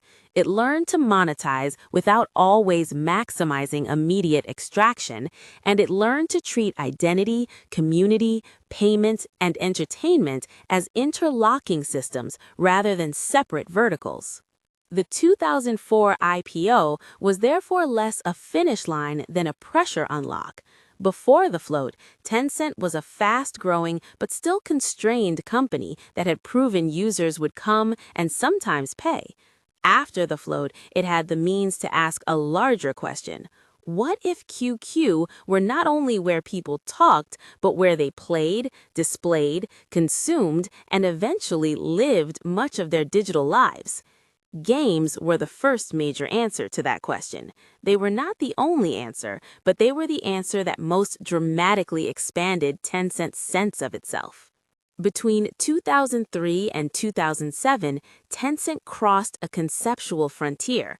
It stopped behaving like a company searching merely for ways to monetize a messenger and began behaving like a platform company orchestrating a digital society.